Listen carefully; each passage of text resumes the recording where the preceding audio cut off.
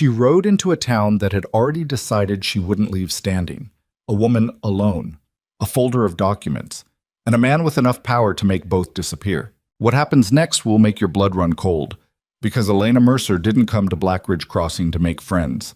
She came to prove that her father's land was stolen, his signature forged, and his death quietly convenient. But powerful men don't give back what they've taken. They bury the truth, break the witnesses, and burn the evidence. The question was never whether Victor Hale would try to stop her. The question was whether she'd let him. If this story has you hooked already, stay with us until the very end, and drop a comment telling us what city you're watching from. I want to see exactly how far this story travels.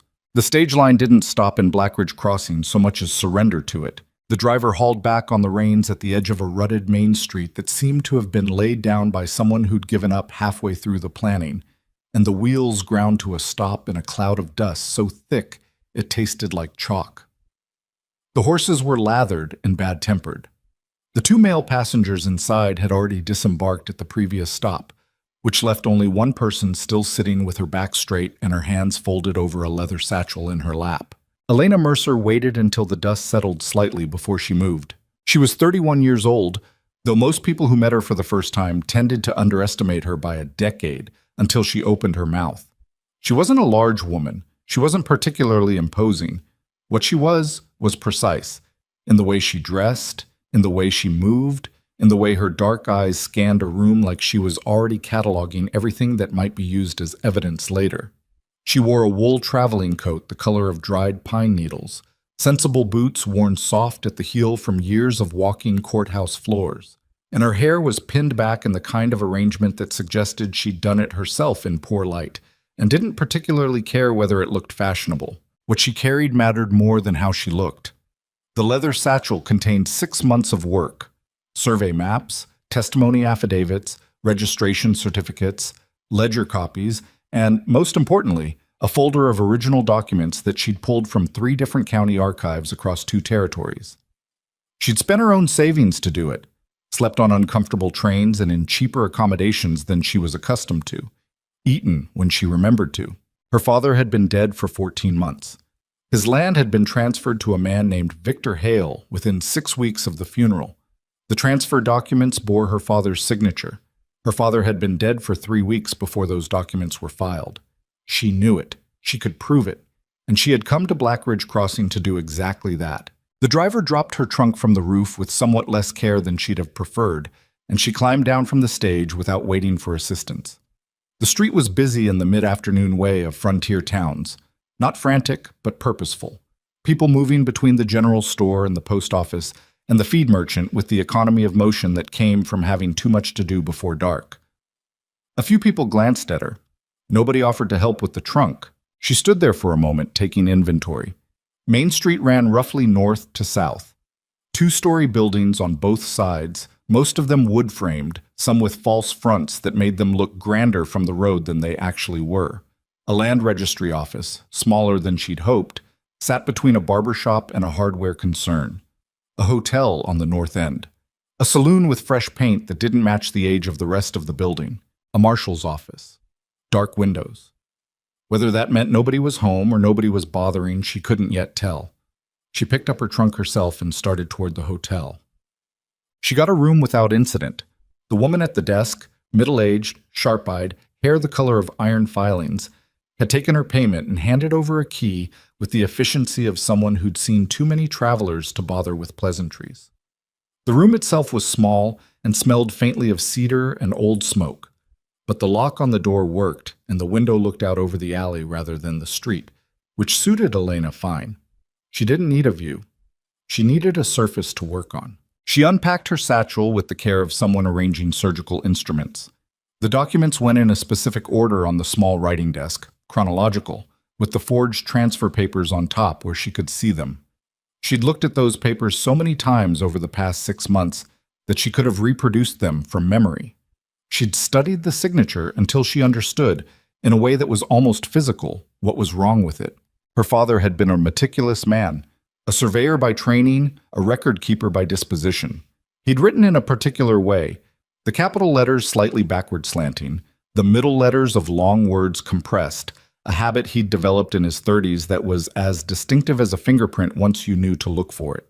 The signature on the transfer documents had the right letters in the right order, but it had been copied by someone who'd studied the signature itself rather than understanding the hand that had made it. The pressure was wrong. The angles were wrong. She knew it the way she knew her own face in a mirror. The problem was knowing it and proving it were two different things. And the gap between them was exactly the kind of space where powerful men built themselves comfortable homes and dared anyone to knock on the door. Victor Hale had been knocking down doors in Blackridge Crossing for 11 years. She'd done enough background inquiry to understand what she was walking into. He'd arrived with capital at a moment when the territory was still figuring out its own legal architecture, and he'd moved fast, buying land, lending money at terms people couldn't meet, acquiring defaulted properties, and cultivating relationships with whoever held official positions in the county. He wasn't the marshal. He wasn't a judge. He didn't hold any title that would make him obviously the man in charge. He didn't need one. She sat at the desk and opened the transfer documents again, even though she knew them by heart. Sometimes reviewing what she already knew was less about learning new things and more about reminding herself that she was right, that the ground beneath her feet was solid, that what she'd come here to do was possible. It was a useful habit, especially in places like this.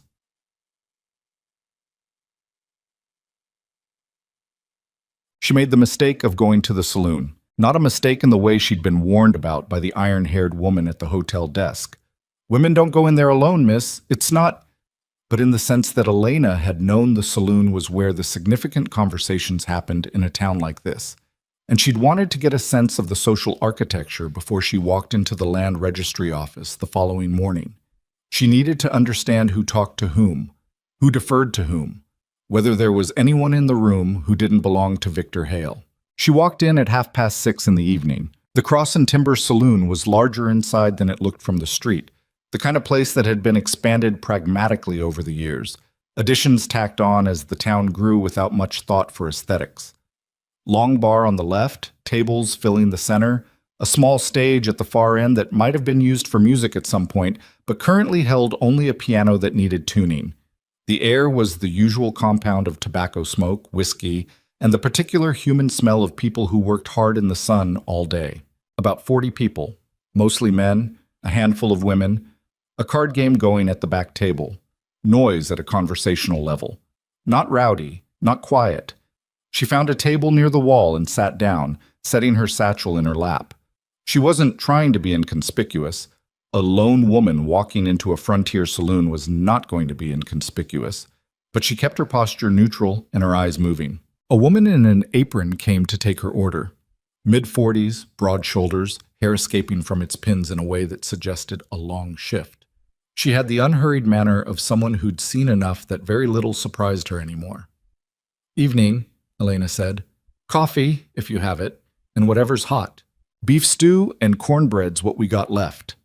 The woman's eyes moved across Elena's face with a quick assessment of someone deciding how much of a problem this might be. "You just come in on the stage?" "This afternoon." "Staying long?" "Long enough to do what I came to do."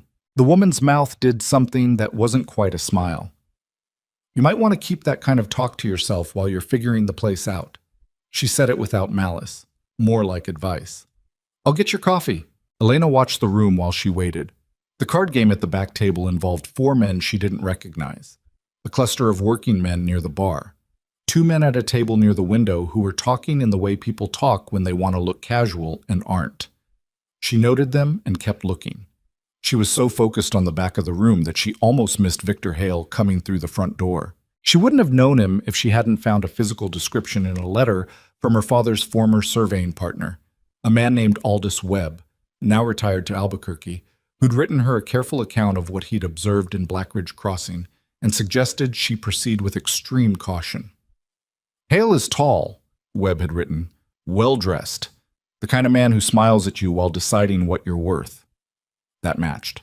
Hale was perhaps 50, with the particular well-maintained quality of a man who'd had money long enough to stop thinking about it. Dark coat, clean hat, boots that had been recently polished. He moved through the saloon the way a person moves through a space that belongs to them, not rushing, not performing, just occupying it with a certainty that was more territorial than anything obvious. He was accompanied by two men who weren't trying to look like anything except what they were. Elena kept her face neutral and looked back down at the table. She shouldn't have had the folder with her. She knew that afterward. She'd pulled it out in the stagecoach out of habit, the compulsive need to review, to make sure everything was in order, and hadn't thought to put it away before she came inside. It was the kind of error that only gets made when you're tired and running on 6 months of sustained anxiety, but understanding why you made a mistake doesn't unmake it. Hale's path through the room brought him close enough to her table that she could hear the low murmur of his conversation. She kept her eyes down. The folder sat open in front of her, not the most sensitive documents, just the outer layer, survey maps, and a registration index, but it was enough. "I don't believe I know you." She looked up. He was standing at the edge of her table, one hand on the back of the empty chair across from her. His smile was the kind that reached his eyes without actually arriving there. "I'm a guest at the hotel," she said. "Elena Mercer." "Hale," he said, not offering a first name. "Victor Hale." He let the name settle for a moment, testing whether she recognized it. "And what brings Miss Mercer to Blackridge Crossing?" "Land business." His eyes dropped to the folder on the table. She watched him take it in, the survey headers, the registration numbers. She couldn't tell from his expression what he recognized, but something shifted fractionally. "Land business," he repeated. "Whose land?" "That's a matter I'll be discussing with the county registry office," she said. "Good evening, Mr. Hale." He looked at her for a moment longer than was comfortable. Then he pulled the chair out, not to sit, just to move it slightly, a small gesture of casual authority, and pushed it back. "You should know," he said pleasantly, "that I have a strong interest in the land records in this county. Most of the significant holdings passed through my office at one point or another." He paused. "I wouldn't want anyone to waste their time on a misunderstanding." "I'm not here about a misunderstanding," Elena said. The smile stayed where it was. "Well, I'm sure we'll have occasion to talk further." He nodded once, in the way a man nods who isn't asking permission, and moved on toward the back of the room. Elena kept her hands flat on the table until she was certain they were steady. The coffee arrived. The stew arrived. She ate without tasting much of it, watching the room from under lowered eyes, while her mind ran calculations she'd been running for months. She'd been seen. She'd been identified. The folder, even the outer layer of it, had been observed. He'd recognized something or guessed something, because men like Hale spent their lives reading rooms and reading people, and a woman alone with survey maps in a town where he had significant land interests was not a detail he was going to ignore. She needed to move faster than she'd planned. She was still working through what that meant when the door opened again and Hale came back in. He hadn't gone far. Maybe just outside, maybe just to collect his thoughts, or maybe to send one of his men somewhere and come back with a particular purpose. She registered the change in the room's quality, the subtle drop in noise level, the way a few people near the door adjusted their posture, and looked up just as he crossed toward her table again. This time, he wasn't smiling. "I've been thinking," he said, stopping beside her. He didn't pull out the chair this time. He stayed standing, and the difference in height was intended to mean something. "About what kind of woman rides into a town alone and sits in a saloon looking at official documents?" "The kind who has legal business," Elena said. "The kind who's been asking questions," he said, "in other towns, about property that doesn't belong to her anymore." Her stomach went tight. He'd been watching longer than she'd realized. She kept her face still. "The Mercer property transferred legally," Hale said. "I have the paperwork." "I've seen your paperwork," she said. He looked at her for a moment. Something in his expression had changed. Not the smile exactly, but something behind it. The pleasant part was gone. "Miss Mercer," he said, and his voice dropped just enough that it was meant for her and not the room. "I've been kind to people in this town for a long time. I've been less kind to people who come in from outside thinking they understand something they don't." He let that sit. "I'd strongly encourage you to take whatever stage comes through day after tomorrow and go back to wherever you started." "I appreciate the advice," Elena said. She should have stopped there. She knew it as she opened her mouth. But she was tired and she was angry, and she'd been sitting on 6 months of careful patience that had apparently come to an end. "Your paperwork has a problem," she said, "a fairly significant one, and a territorial judge is going to agree with me." The room didn't go entirely quiet, but it went quieter. Hale stared at her.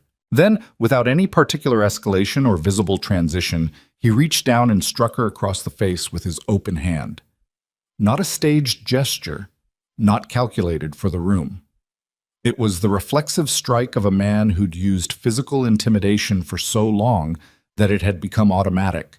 The thing you did when someone said something that couldn't be allowed to stand. The blow caught her across the cheekbone and rocked her sideways in the chair. The folder fell, papers scattered. The coffee cup tipped and shattered on the floor. The room froze. It went so completely still that she could hear the fire in the stove at the back wall. She could hear the click of the card game's chips stopping mid-shuffle. She put her hand to her face, automatic response, nothing she'd decided, and looked up at him. Hale was standing with his hand at his side, and something in his expression suggested he'd surprised himself slightly. But only slightly. He was mostly waiting to see what the room would do. The room did nothing. It just held its breath. This was the part, Elena understood with a kind of cold clarity, where people in a town like this had learned to look at their boots. Where the bartender found something to do at the far end of the bar. Where the card players remembered they had cards to look at. She'd expected it, intellectually. She'd told herself she was prepared for it. Being prepared for something and experiencing it were, she was learning, completely different things. She was reaching down for the scattered papers, with her hand still shaking slightly, though she was willing it not to, when she heard the chair. It was a specific sound. The scrape of a wooden chair pushed back from a table with deliberate slowness, not sudden, not aggressive. Just the sound of a man who'd decided to stand up and was doing it at the pace he'd chosen. She looked toward it without meaning to. The man who stood was sitting at a table to her left that she'd categorized and dismissed earlier. Solitary drinker, late 30s, dark coat, not part of any obvious group. He'd looked like the kind of man who was there to drink quietly and not be involved with anything. She'd marked him as low relevance. She'd been wrong about that. He was tall, not broadly built, but with the kind of economy of movement that comes from a body that's learned to be efficient rather than impressive. He had a weathered face that might have been handsome at one point and had settled into something more interesting, irregular, with lines around his eyes that hadn't all come from smiling. He was carrying a revolver in a holster on his right hip that he hadn't reached for. He stood there for a moment, looking at Hale. "Gideon," Hale said. The word had a warning in it, delivered with the familiarity of men who'd been navigating around each other for a long time. "Victor," the man said.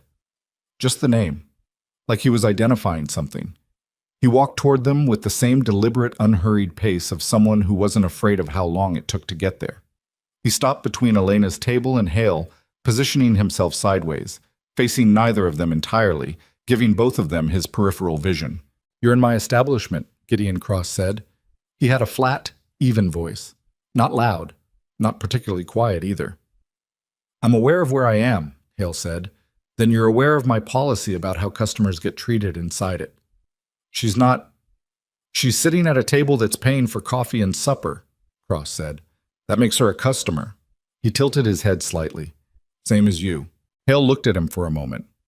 Then he looked at the room, a slow scan, the way a man checks the room when he's deciding whether his position is strong enough to push back. The room was watching, not with the frozen blankness of before, with something more complicated. The bartender had straightened up slightly.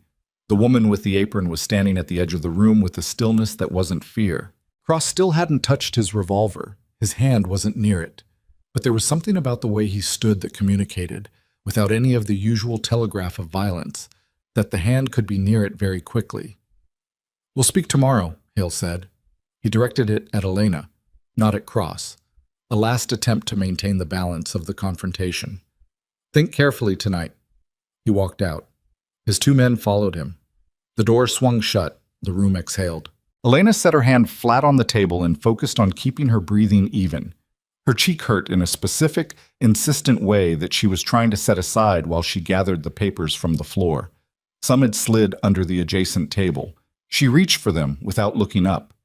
A pair of boots appeared at the edge of her vision.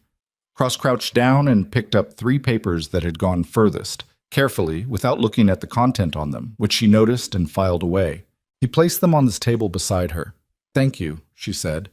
He nodded once and stayed where he was, not hovering, but not leaving either. "Elena Mercer," she said.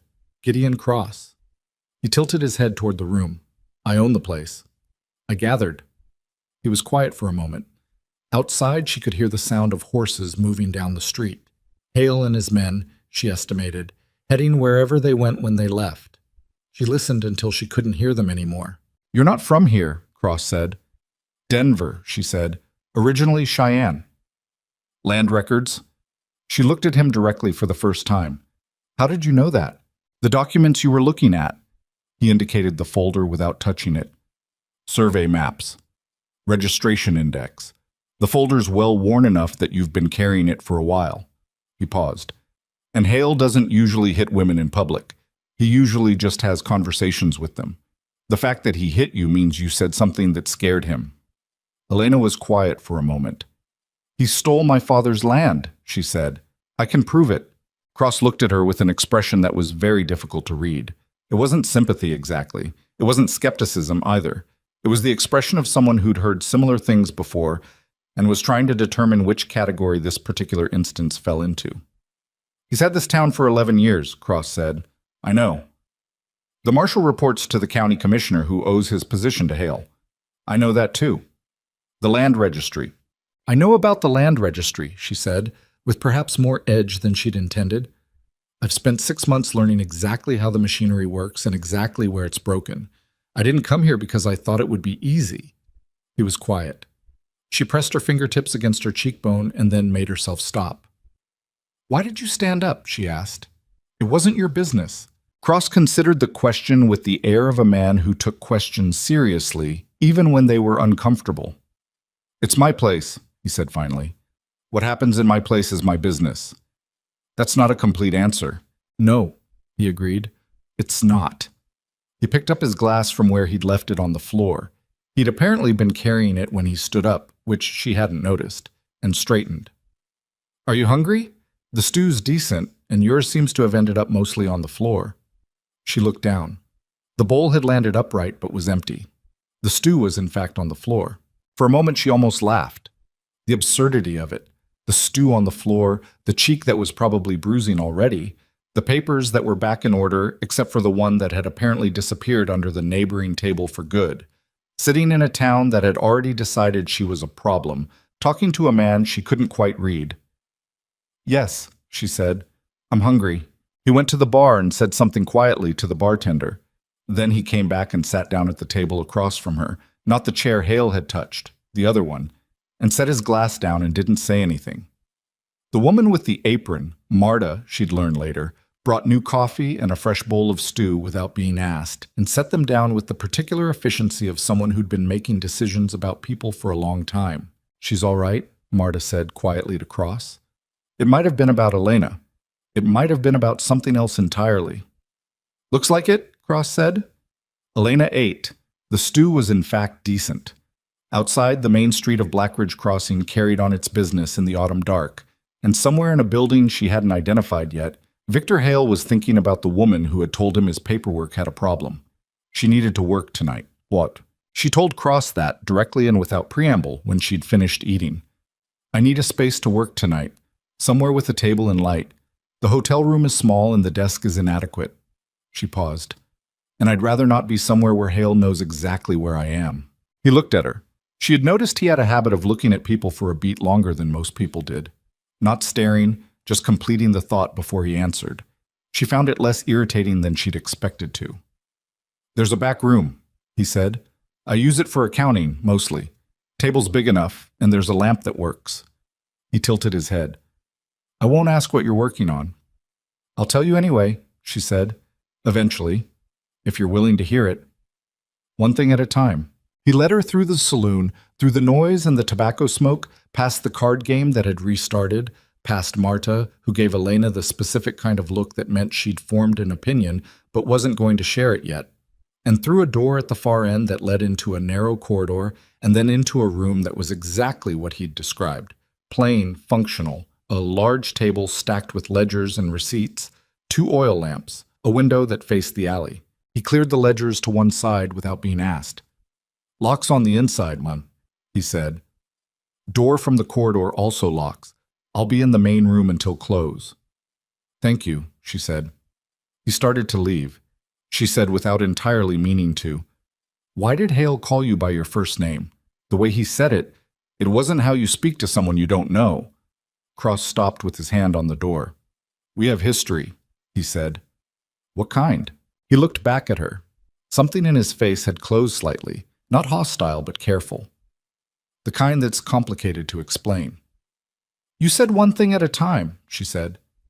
I did. Something moved across his face that might have been a smile, except it was too tired to quite get there. Get your work done. We can talk about history some other time. He left. The door clicked behind him. Elena sat down at the cleared table and opened her satchel with hands that were steadier than they had been an hour ago.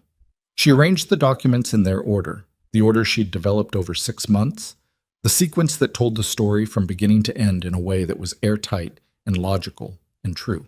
The forged transfer papers went in the center.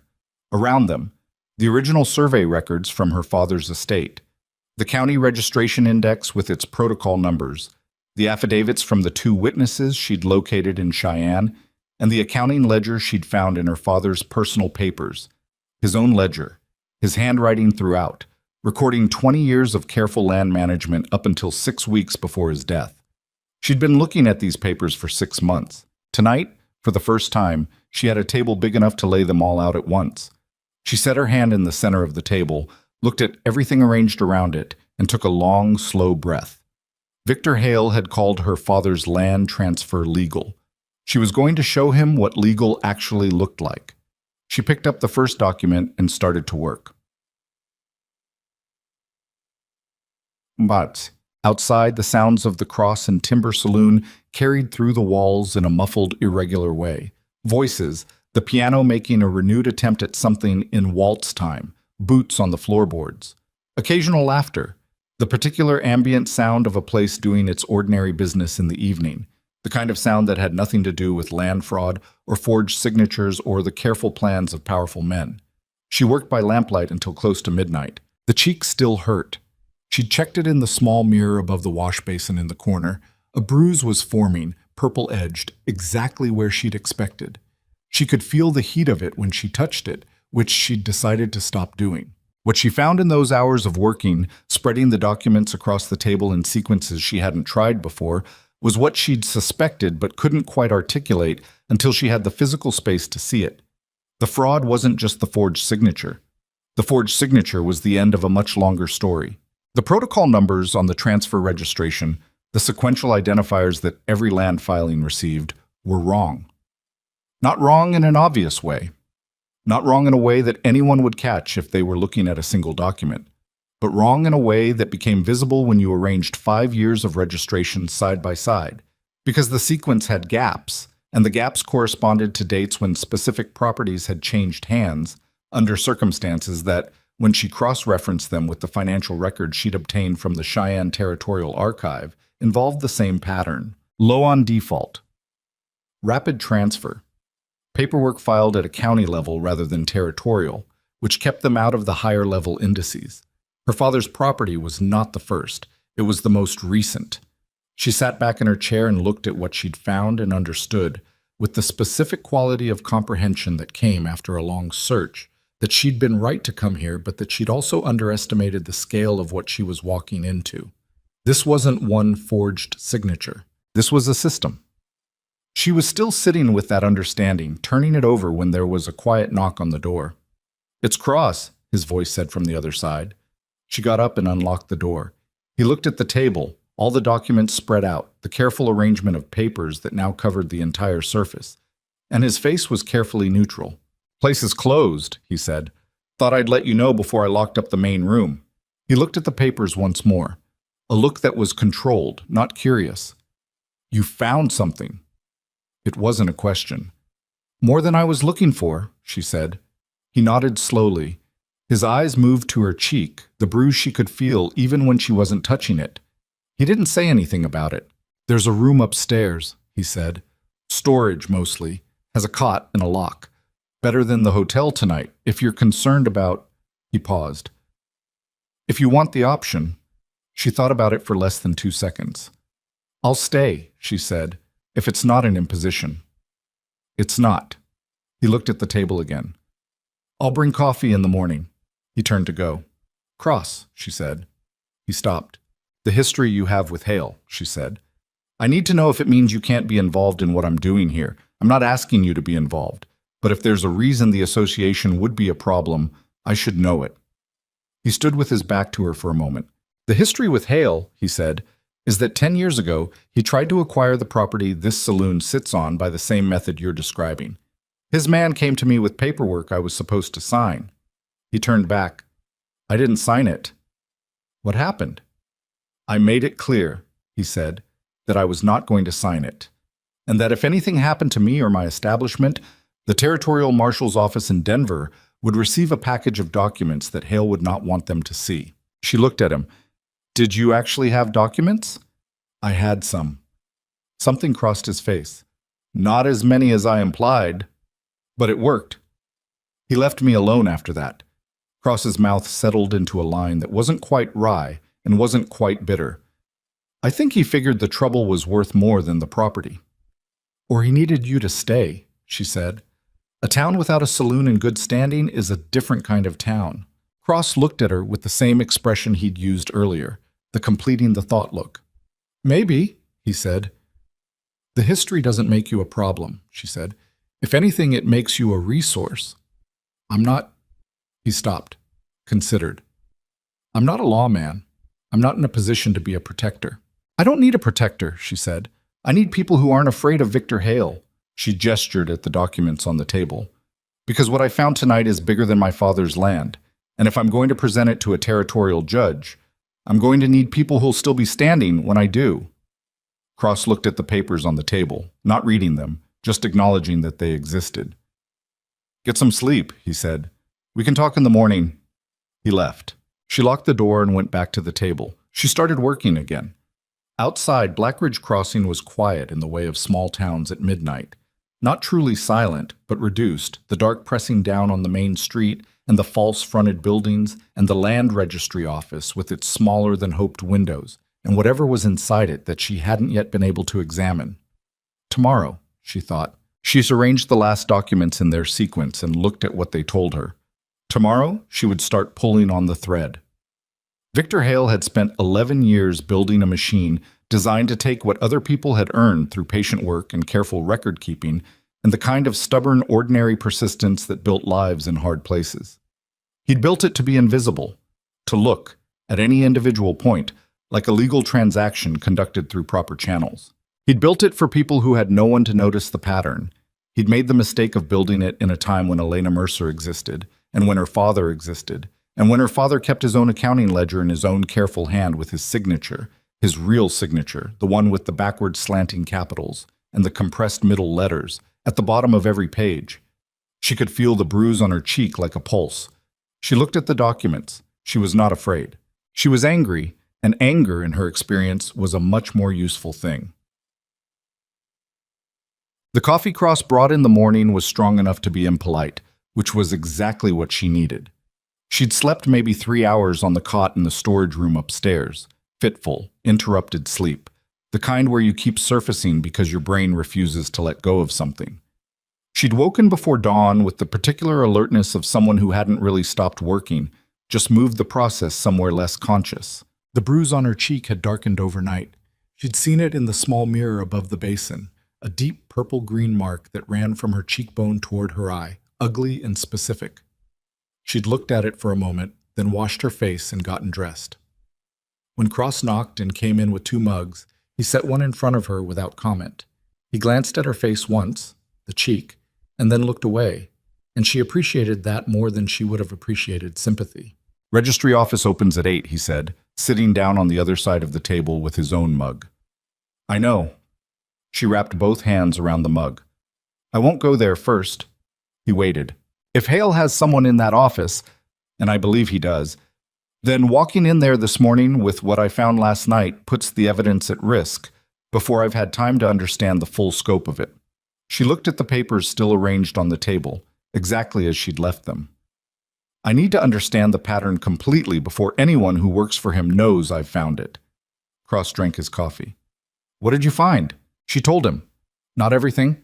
Not the specific documents, not the details that would only matter to someone who understood land registration protocol, but the shape of it. The sequential gaps in the filing numbers, the pattern of loan defaults that preceded transfers, the way it had been structured to stay invisible at the territorial level by keeping transactions confined to county-level records. He listened without interrupting, which was another thing she noted about him. Most people, when presented with complicated information, started asking questions before you finished the sentence. Cross held his questions until she was done. "How many properties?" he asked. "At least 7 that I can confirm. Possibly more. I'd need access to the county registry going back further than 5 years to be certain." "The county registry," he said, "which is run by a man named Silas Pruitt." The name was familiar. She'd encountered it in the registration index. "What do you know about him?" Cross set his mug down. "Pruitt's been the county registrar for 9 years. He was appointed by the commissioner." He paused. "He's not a bad man, from what I can tell, but he's in a position where being honest is expensive." "Meaning Hale has something on him." "I don't know that for a fact, but you suspect it." "I suspect it," he said. She looked at the papers. A man who wasn't bad but couldn't afford to be honest was a specific kind of problem, the kind that could go either way depending on what you put in front of him and how much pressure was on the other side. "I need someone who can tell me where the gaps in the public record are without tipping off the wrong people," she said. "Is there anyone in this town with access to land records who isn't connected to Hale?" Cross was quiet for a moment. He turned his mug slowly on the table, thinking. "Margaret Cade," he said finally. "Who is she?" "She runs the boarding house on 4th Street. He looked up. "Her husband was a surveyor. He died 4 years ago. She keeps his old records because she's the kind of woman who keeps things." He paused. "She also doesn't like Victor Hale." "Why not?" "Because her husband surveyed a property 2 years before he died that Hale later acquired through one of his transfers. She thinks the survey was used as the basis for falsifying the boundary lines." Cross looked at her steadily. "She's never been able to prove it, but she's held on to everything Tom Cade ever wrote down." Elena set her mug on the table. "Take me to her," she said. Margaret Cade was a compact woman of about 60 who answered the door of her boarding house on 4th Street with the expression of someone who'd gotten used to being cautious about who she let in. She looked at Cross first, a look that was assessment rather than welcome, and then at Elena, and then at the bruise on Elena's cheek. "Come in," she said, without preamble. The boarding house was a different world from the saloon. Scrubbed floors, curtains at the windows, the smell of bread from somewhere in the back. Margaret led them into a sitting room that also served as a small parlor, and she sat across from them without offering tea or coffee first, which told Elena that she considered this a different kind of conversation. "You're the woman Hale hit last night," Margaret said. It wasn't a question. "News travels," Elena said. "In a town this size, news travels before you've finished making it." Margaret's eyes were a faded blue that had the quality of color that had been tested and held. "What do you want?" "Your husband's survey records, specifically anything related to properties that changed hands between 1878 and 1882. Margaret looked at her for a long moment. "Why?" "Because I think your husband surveyed properties that were subsequently acquired through fraudulent transfers," Elena said. "And if his records show what I think they show, they'll help me build a case that's strong enough to put in front of a territorial judge." Margaret was quiet. Her hands, folded in her lap, were the hands of someone who'd done physical work her whole life. Strong, slightly rough, the knuckles enlarged from years of use. "Tom knew," Margaret said finally. "He didn't know everything, but he knew something was wrong. He came home one night, this was about 3 years before he died, and he told me he'd been hired to survey a property boundary, and when he submitted his report, certain measurements had been altered before the registration." She stopped. "He asked the registrar about it. Pruitt told him it was a clerical correction and that his services were no longer needed." "Did he keep his original survey notes?" "He kept everything," Margaret said. "Every measurement, every calculation, every note he wrote in the field." Something moved across her face. "I kept everything after him." She stood up and left the room. They heard her footsteps going toward the back of the house, then upstairs, then returning. She came back carrying a wooden box that had probably once held tools and now held papers. Folded survey sheets, notebooks with water-stained covers, loose pages covered in the dense, small handwriting of a working professional. She set the box on the table between them. "Tell me what you need," Margaret said. None. They spent 4 hours in Margaret Cade's sitting room. Elena worked through Tom Cade's survey notebooks with the concentration of someone reading a language they'd spent years learning, understanding not just the words, but the texture of them, the place where they deviated from what they should have said. Margaret sat across the table and answered questions when Elena had them, and Cross sat near the window and said very little, but his presence had the quality of ballast, something steady that kept the room from listing. What Elena found in Tom Cade's notebooks was what she'd hoped and feared in equal measure: original survey measurements that contradicted the registered boundary lines on at least 4 of the 7 properties she'd flagged the night before. In each case, the original survey placed the property's water access, springs, creek frontage, wells, within the original owner's boundaries. In each case, the registered version had adjusted the lines slightly, not dramatically. Not in a way that would catch your eye if you weren't measuring carefully. Just enough to put the water access on the adjacent parcel, which in every case had subsequently been acquired by Hale. "Water," Margaret said when Elena laid it out. "The railroad needs it," Elena said. "Not just land for the trackbed, they need water stations every 15 to 20 miles. If you control the water rights along the proposed route, you control what the railroad pays for access." "And Hale knew the route before anyone else did," Cross said from near the window. He wasn't looking at them. He was watching the street. "He's been on good terms with the Territorial Railroad Commission for years." Elena looked at him. "You knew about the railroad." "Everyone knows about the railroad," he said. "People just don't know what to do with the information." She turned back to the notebooks. "I need to borrow 3 of these," she told Margaret. "The 1879 entries and the 2 notebooks from 1881. I'll make copies and return the originals within a week." Margaret looked at her. "What happens if Hale finds out I gave them to you?" "I'll do everything I can to make sure he doesn't know where they came from," Elena said. "But I can't promise you certainty. I can only tell you that what's in these notebooks is evidence that a federal court will take seriously, and that if this goes the way it should, his ability to intimidate anyone in this county will be significantly diminished." She paused. "I'm not going to lie to you and tell you there's no risk." Margaret was quiet for a long moment. "Tom would have wanted someone to use them," she said. "He died angry about this." She looked at the notebooks on the table. Angry and quiet about it, which is a miserable way to carry a thing. She pushed the notebooks toward Elena. "Take them," she said. Marta Voss had worked at the Cross and Timber for 6 years. She'd come to Black Ridge Crossing from Omaha following a husband who hadn't lasted and a plan that hadn't worked out. And she'd landed at the Saloon because Cross had posted a notice, and she'd needed the money, and it had turned out to be the most permanent arrangement in a life that had specialized in impermanent ones. She knew everyone in town by their drink and their mood and the things they said when they thought no one was paying attention. She found Elena in his back room that afternoon, copying survey measurements into a new notebook in her careful, precise hand, and she stood in the doorway for a moment before saying anything. "You need to know something," Marta said. Elena looked up. "Frank Dolan, he's one of Hale's men, was in here at noon asking questions about you." Marta leaned against the doorframe with her arms crossed, not performing casualness, but genuinely comfortable in her own body in the way of someone who'd learned not to waste energy on posturing. Asking when you'd come in, who you'd talk to, how long you sat in the back, trying to make it sound like idle talk. "What did you tell him?" "That I couldn't keep track of every customer, and he should ask the man who owned the place." Marta paused. "He didn't ask Cross." Elena set her pen down. "Why not?"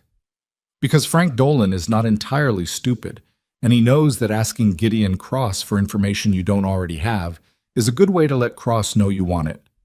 Marta's expression was dry. "He's scared of Cross, same as most of Hale's people are. They just don't like to admit it." "What's the history there?" Elena said. "Cross told me they have history, but he wasn't specific." Marta came into the room properly and sat in the other chair, with the air of someone making a considered decision. "What Cross told you is his to tell," she said. "But what I can tell you is that 10 years ago, when Hale tried to take this property, there were 3 men who came to encourage Cross to reconsider his position." She paused. 2 of them left on their own. 1 had to be helped out. Another pause. Hale decided the property wasn't worth the trouble. Cross mentioned documents, Elena said, something he held over Hale. That too, Marta said. But the documents came after. The first thing was Cross making it clear that the physical part of the negotiation was also available to him. She looked at Elena with the direct appraisal of someone who said what she meant. He's not looking for trouble. He genuinely isn't. But he's not going to let someone walk through his door and take something that's his. Elena thought about the way Cross had stood up the night before. The deliberate pace of it, the complete absence of theater. He stood up for me, she said. I wasn't his. Marta's expression shifted into something more complicated. No, she said, you weren't. She let that sit without explaining it, which was its own kind of explanation. Tell me about Silas Pruitt, Elena said. Marta's face did something that wasn't quite a grimace. Pruitt's a decent enough man who made a decision about 5 years ago that he's been paying for ever since. She pulled at a loose thread on her apron without pulling it free. Hale came to him. This is what I've heard, not what I know. With evidence that Pruitt had altered some filing dates on a personal property transaction. Small thing, relatively, but enough to end his career and his reputation if it came out. Hale offered to keep it quiet. In exchange for cooperation on certain registrations, Marta's voice was flat. That's how it goes. Once you've done the first thing, you've done the first thing. The next one's easier to ask for. Elena was quiet. Does he know what he's been helping build? She asked. The scope of it? I think he knows enough to be afraid of knowing more, Marta said. A man who knew enough to be afraid. That was a different problem from a man who was simply corrupt. Fear was an emotion you could work with if you approached it correctly. Greed was harder. Fear at least meant someone still had a conscience somewhere underneath it. One more thing, Marta said, standing. There's a man who comes in on Tuesday nights, has for about 2 years, name's Chester Ames. He's a wire operator at the telegraph office. She looked at Elena steadily. He drinks more than he should and talks more than he means to, and about 6 months ago he said something to me that I've been thinking about since. She paused. He said Hale sends a wire to Denver every time a new land transfer completes, to the same address. A property investment office that Chester says doesn't appear in any business register he's ever been able to find. Elena stared at her. You've been sitting on that for 6 months, she said. I didn't know what to do with it, Marta said. Who do you tell something like that in a town where Hale owns the people you'd tell it to? She looked at Elena with something that was equal parts helplessness and relief. Now I'm telling you. Tuesday was 2 days away. Elena worked. She established a rhythm that was partly practical and partly defensive. Mornings spent reviewing documents in the back room with the door locked. Afternoons making careful appearances in the town that would suggest she was still there but give nothing away about what she was learning. She ate at the saloon. She spoke to people. She let the town see her and form conclusions about what she was doing that weren't entirely accurate. The bruise on her face faded from purple toward yellow-green, which somehow made it more visible rather than less. People looked at it. Most didn't say anything. A few, mostly women, mostly the ones who'd been around long enough to understand what the bruise meant, met her eyes in a particular way when they passed her on the street, the look of people who would have liked to say something and had learned through experience not to. She thought about those looks at night, when she was back at the table with the documents. She was building a picture, not just of the fraud itself, but of the ecosystem that had allowed it to persist, the network of small accommodations and strategic silences that kept a man like Hale in place not because people admired him, but because opposing him seemed more costly than tolerating him. It was a familiar structure. She'd seen versions of it in other places, smaller and larger. The mechanism was always the same. Identify the people who might object, make the cost of objecting visible, and let human nature do the rest. What made it work was the isolation of each person's knowledge. Pruitt knew his part. The wire operator knew his fragment. Margaret Cade knew what Tom's notebooks meant, but had no leverage to act on it. Each of them held a piece of something they couldn't quite complete alone. She was building the complete picture. On the second day, Cross came into the back room in the early afternoon with a look on his face that meant something had happened. Hale's man Dolan was at the hotel this morning, he said. Talked to the desk clerk for about 20 minutes. They went through my room. Elena said. It wasn't a guess. Most likely. Cross sat down across the table. You didn't leave anything important there. I don't keep anything important there. She'd understood from the first morning that the hotel room was a visible location, useful for appearances, not for storing evidence. What else? Hale had a conversation with the marshal this afternoon, Cross said. Lasted about half an hour. About me? I'd assume so. She looked at the documents in front of her. How much authority does the marshal actually have? Not technically, in practice. Cross considered it. In practice, he does what Hale indicates without Hale having to ask directly. He's not malicious, he's just accustomed to the way things work. Would he arrest a woman on fabricated charges? Cross was quiet for a moment. I don't think he'd enjoy it, he said finally. But I think he'd do it. She'd been afraid of that. How long do I have before Hale decides that's the next move? Depends on how scared he is. The more he thinks you found, the faster he'll move. Cross looked at her. How much have you found? She told him. Not holding back this time, the full scope of it, the water rights, the railroad connection, the pattern across 7 properties, what Tom Cade's notebooks confirmed about the altered survey lines. Cross listened with the same complete attention he'd given her the first morning, and she watched his face as she talked, watching for the specific kind of surprise that told you someone was hearing something new rather than something they'd already half suspected. When she finished, he sat with it for a moment. The Railroad Commission, he said. Someone on it tipped Hale about the route, she said. I can't prove who yet. But the wire address Marta told me about, the Denver Investment Office, that's the thread. If I can identify who's on the other end of those wires, I have the connection between Hale and whoever inside the commission was feeding him information. Chester Ames, Cross said. Tomorrow night. Cross nodded slowly. He was looking at the far wall in the way of someone whose mind was moving through something. You need the registrar, he said. Pruitt. You need him to confirm what the filing numbers tell you. A judge will listen to an expert in land registration over documents alone. Cross looked at her. And you need him to tell you what he was asked to do and when. He's terrified. He is, Cross said. But terror and guilt together sometimes add up to something useful if you give them enough room. What do you mean? He leaned forward slightly, the first time in several days she'd seen him move toward something rather than staying contained. Pruitt comes in here on Friday evenings, has a drink, eats supper, mostly sits alone. He did it before Hale had anything on him, and he kept doing it after, which I think is either habit or the specific kind of thing you hold on to when the rest of your life has gotten compromised. Cross looked at her steadily. Friday evening, let me introduce you. Elena thought about it. Not as someone investigating him, she said. No, as someone who wants to talk about county land records in general. Let him figure out for himself that you already know things. Don't push, just let him understand that the shape of what you know has a space where his testimony would fit. It was, she thought, a more sophisticated approach than she'd expected from a saloon owner. She said so without quite meaning to. Cross looked at her with an expression that was somewhere between amused and resigned. I wasn't always a saloon owner, he said. She waited. I wasn't always a lot of things, he said, which was the kind of answer that was technically responsive without being informative, and his tone suggested he'd done that on purpose. She didn't push, she filed it. Tuesday night, Chester Ames came in at 7:15 and sat at the bar. He was a slight man in his late 30s with the indoor pallor of someone who worked by artificial light and the fidgeting hands of someone who lived with low-grade anxiety as a permanent condition.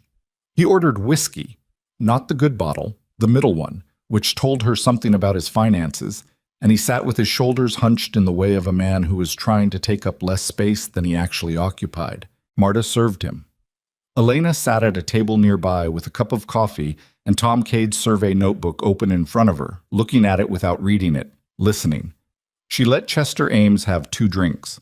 Then she moved to the bar, 2 stools down from him, and ordered more coffee and asked Marta, in a voice designed to carry just far enough, whether the telegraph office in Blackridge Crossing connected to the Denver line or only to the territorial relay. Marta, without missing a beat, said she didn't know and suggested Elena ask someone who'd know better. Chester Ames looked sideways at her.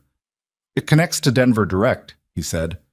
It was automatic, the response of someone whose professional knowledge was activated before social caution could intervene. Good to know, Elena said, with the specific friendliness of someone who wasn't pushing. I need to verify some wire records as part of a land dispute. Historical records, nothing current. She paused. Does the office keep copies of outgoing wires? Something happened in Chester Ames' face, a small, rapid calculation. For how long? He said carefully. 5 years, say. Another calculation. He turned his glass on the bar. Officially, the office keeps records for 2 years. Anything older gets cleared. Officially, Elena said. He looked at her for a moment. The whiskey was making him slightly more honest than he'd intended to be. Some operators keep their own copies, he said. Personal logs. For accuracy. In case of disputes. In case of disputes, Elena said. She looked back at her coffee. That seems like good professional practice. Chester Ames was quiet for a while. He drank his whiskey. She drank her coffee. Around them, the saloon did its usual evening business, and Marta moved behind the bar with the unhurried competence of someone who knew exactly what was happening and had decided to let it happen. You're the woman Hale hit, Ames said finally. That's me. He turned his glass again. The wires went to a company called Meridian Land Holdings, he said. Very quietly, not looking at her. Denver address. I looked it up once in the business registry. It wasn't there. But you kept a copy of those wires. He said nothing. Mr. Ames, she said, keeping her voice level, I'm not going to tell you this isn't dangerous. I think you already know it is. But what I'm building is going to reach a territorial judge, and when it does, it's going to be the difference between a case that holds and one that doesn't. She let a moment pass. If Victor Hale's operation collapses, if it actually collapses legally and completely, then what he knows about you and what he could threaten you with goes with it. Chester Ames stared at the bar. The personal logs are at my house, he said. Not at the office. That's fine. I'd want... He stopped, started again. I'd want it to be clear that I kept them for legitimate professional reasons.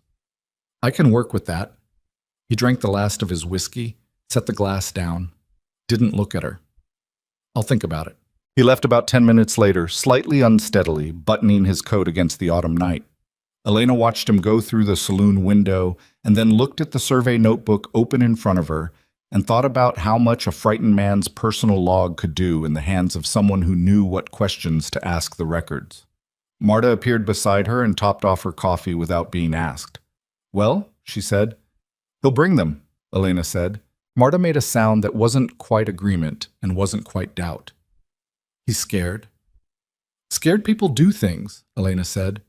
Sometimes the wrong things, sometimes the right ones. Depends on whether they're more afraid of what they might lose or what they've already given up. She looked at the documents spread in front of her.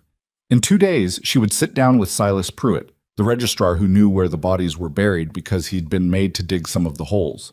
She would do it carefully, without pressure, letting him come to his own conclusions about what she already knew.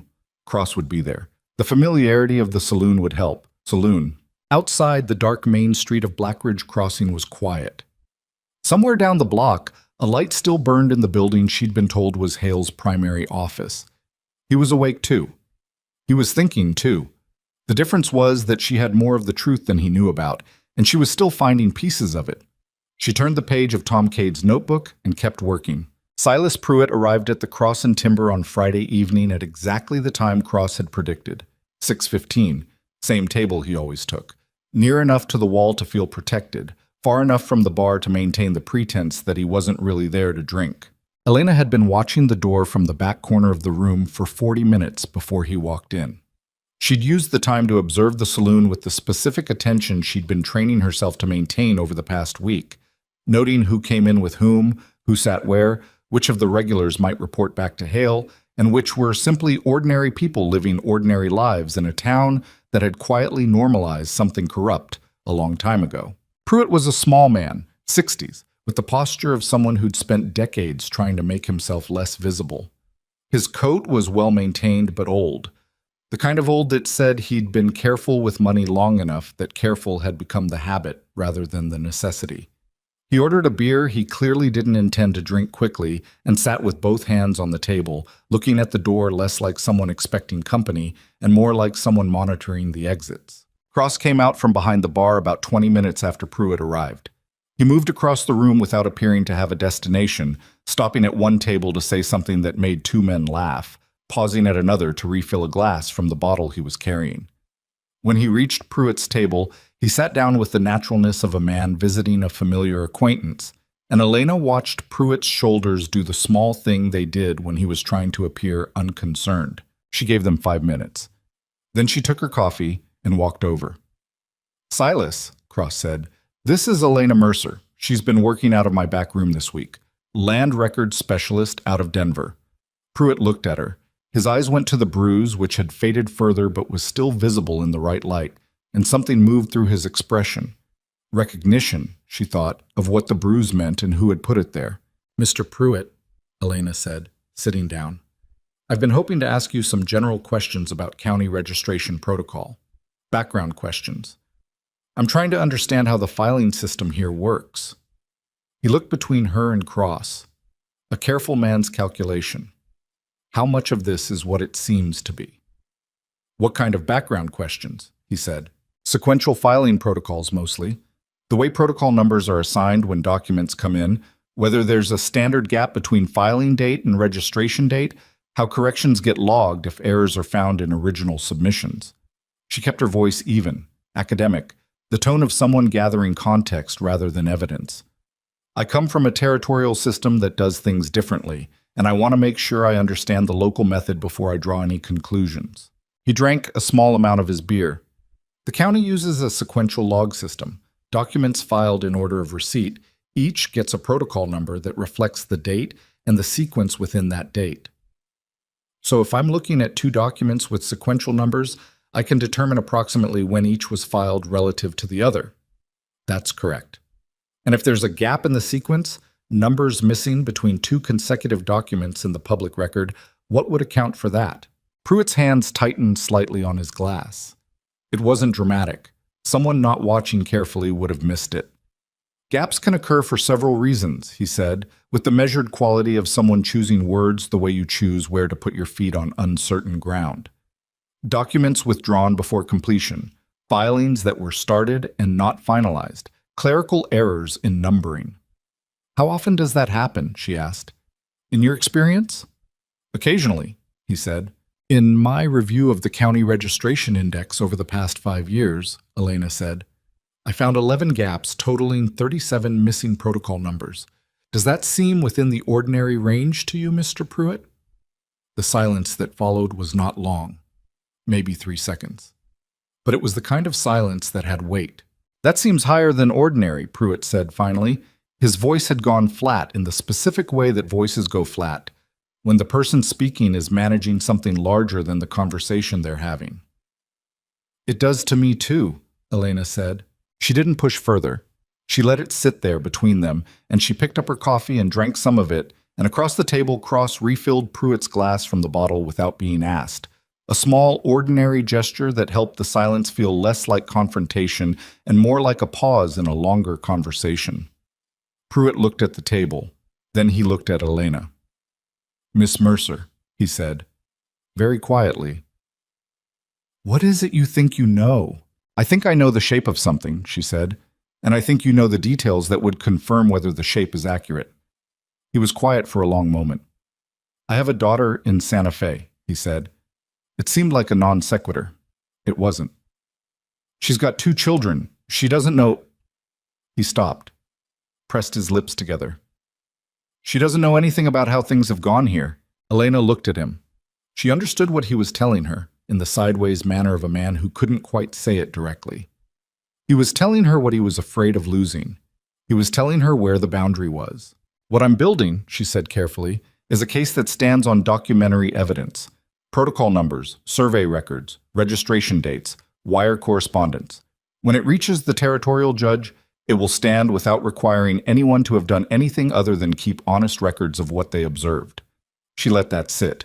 "If someone were to provide a sworn account of what they were asked to do," she continued, "and the circumstances under which they were asked to do it, that would strengthen the case. It might also demonstrate cooperation with a federal inquiry, which courts tend to consider when determining culpability. She paused. But the case exists without it. It's strong without it. I want you to understand that. Pruitt sat with his hands around his glass for a long time. I need to think, he said. Take the time you need, she said. I'll be here through next week. He nodded once, stood up, left most of his beer, and walked out of the saloon with the measured pace of a man trying very hard not to look like he was leaving in a hurry. Cross watched him go. He'll come, he said quietly. Maybe, Elena said. He said, I need to think. That's not the same as no. She watched the door that had closed behind Pruitt. I know, but maybe is all I have right now. The attack came on Sunday. She'd been working late, past midnight, with the lamp turned low to avoid drawing attention through the alley window. The saloon had been closed for an hour. Cross was upstairs. The main street was silent in the particular way of a frontier town's deep night, when even the last holdouts have given up and gone home. She heard it before she understood what it was. A sound from the front of the building that was wrong, that didn't fit the catalog of ordinary nighttime noises she'd been unconsciously maintaining. Not loud, just wrong. She was on her feet before she'd consciously decided to stand. She'd developed the habit, over the past week, of keeping certain documents on her person. The most critical originals, her father's authentic accounting ledger, the 2 original survey maps with Tom Cade's signature, and the comparison document she'd prepared showing the forged signature against authenticated examples, were in a flat leather case she kept inside her coat during the day. At night, when she worked, she set the coat on the chair beside her rather than hanging it on the wall. Old habit from years of working in courthouses and registry offices where things went missing. She picked up the coat and put it on. The sound came again, closer, and now she identified it. The front door. Not someone knocking, someone working the lock. She gathered the remaining documents from the table. Not all of them, not the bulk of the copies she'd been making, but the originals of Tom Cade's 2 most critical notebooks and Chester Ames' personal wire log, which he'd delivered to Cross the previous afternoon with shaking hands and the expression of a man jumping off a cliff he'd been standing at the edge of for years. She put them inside her coat with the leather case. The back room had 2 exits, the corridor door to the main saloon and the alley window. She went to the corridor door first and opened it a crack. She could see light under the front door of the saloon, a moving light, someone with a lantern. There were 2 of them, she thought from the sound, maybe 3. She went to the alley window, slid it up, and went through it in a way that was undignified and scraped her shoulder on the frame and landed her in the alley mud with rather more impact than she'd have preferred. She didn't stop to assess the damage. She stood up and moved into the deeper shadow of the alley wall and stood there breathing, listening. Inside the cross and timber she could hear movement. Then, the sound that turned her stomach, the deliberate sound of papers being moved, scattered. She'd left duplicates on the table. The duplicates could be replaced, but she heard something else underneath the shuffling, something liquid, and she understood before she smelled it. Lamp oil. She moved, not away from the building, toward the exterior stairs that ran up the back of the building to the upper floor. She took them 2 at a time in the dark, estimating placement by feel, and she banged on the upper door hard enough that her knuckles split on the wood. Cross? She kept her voice low but urgent. Cross, wake up. They're burning the building. It took maybe 4 seconds. Then the door opened and Cross was there, fully dressed, which suggested he hadn't been asleep or hadn't been asleep long, and he took in the situation from her face before she said another word. How many? He said. At least 2, maybe 3. They have lamp oil. He was already moving past her, down the stairs, and she followed because standing on the landing wasn't a useful option. He went around the side of the building rather than through it. She understood why when she smelled the smoke starting from the front, a thin smell still, the oil just catching, and came around to the front street from the north, approaching the building's entrance from the side where the angle gave him cover from the doorway. The front door was open. He didn't hesitate. He went in low and fast, and Elena stopped at the doorway because going in with him would have made her an obstacle rather than a help.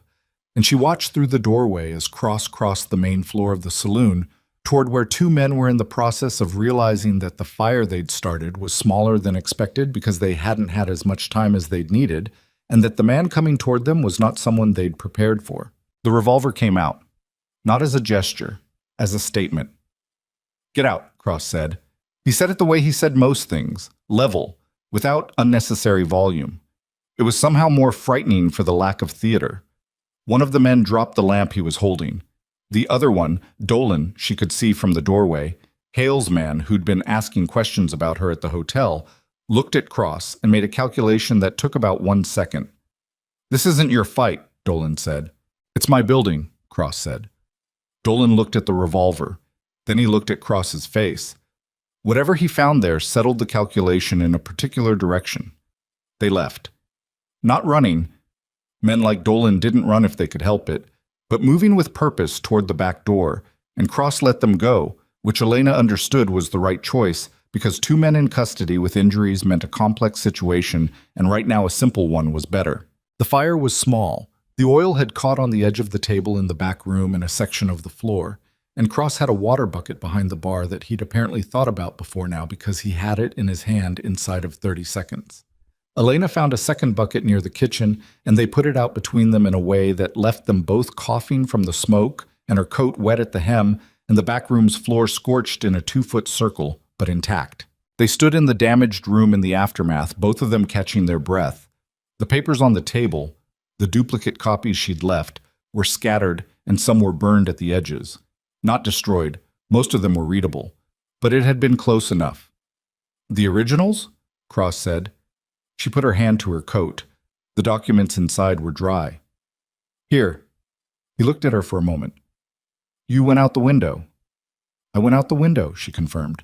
His mouth did something that wasn't quite a smile but was adjacent to it, the expression of someone who is relieved and finds the specific method of that relief slightly absurd. "Smart," he said.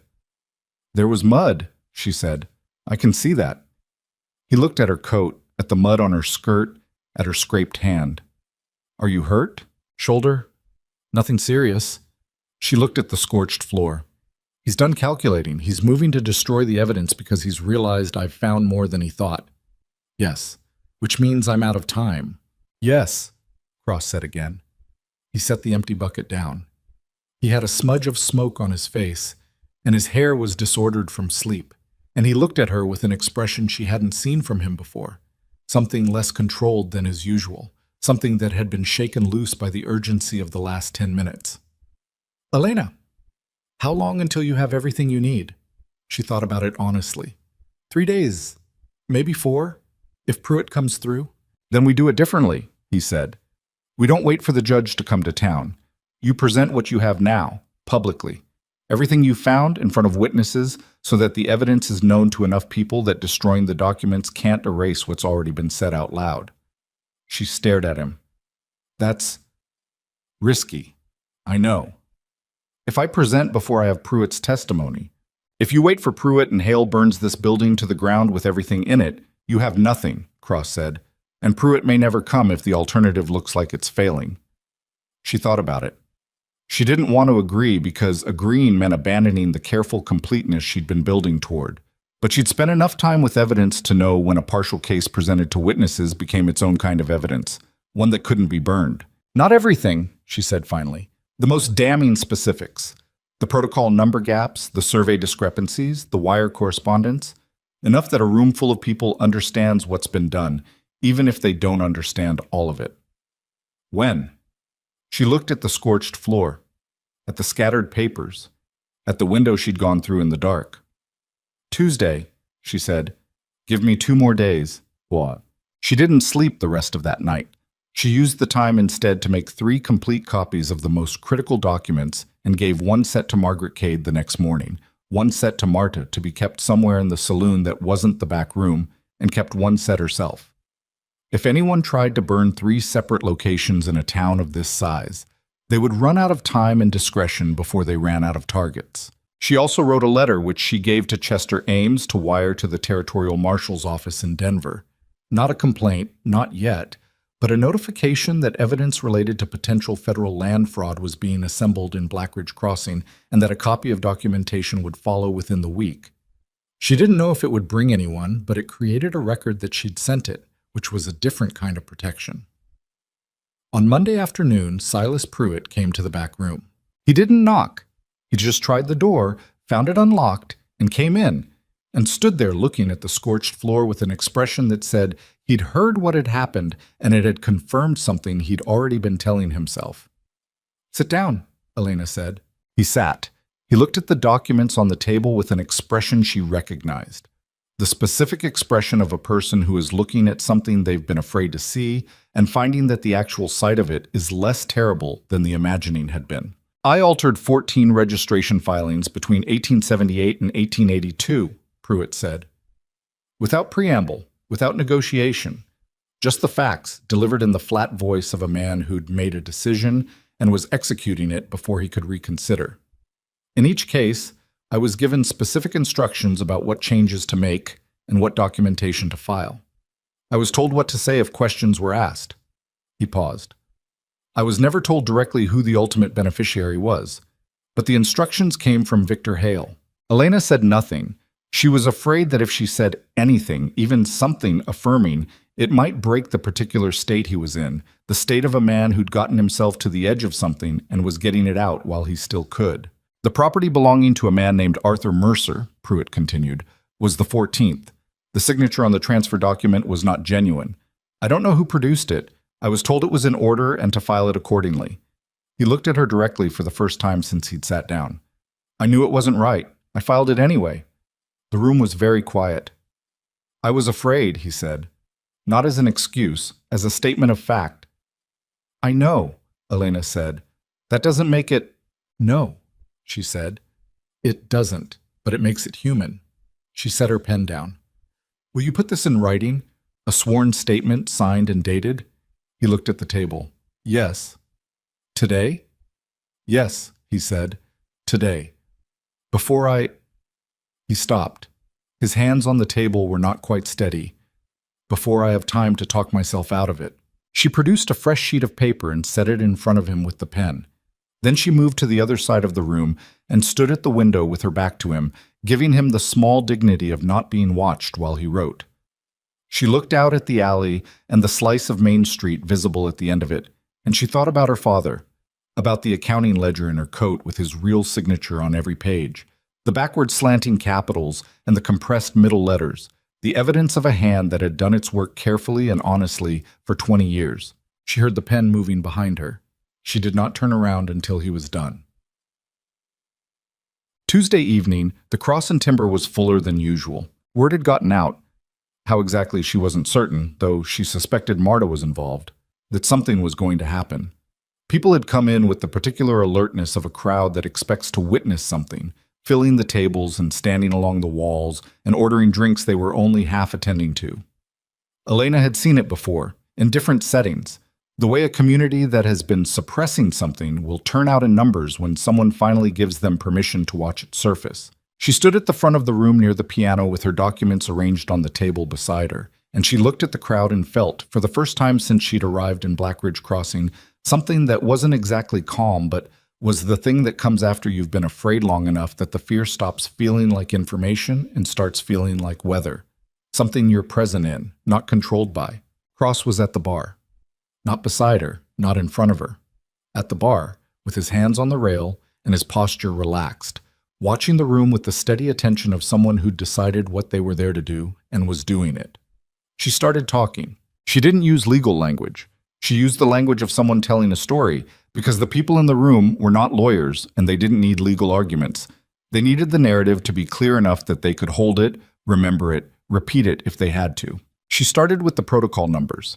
She put the registration index on the table and she explained, in plain terms, what a sequential filing system was and what it meant when 37 numbers were missing over 5 years. She let the room sit with that.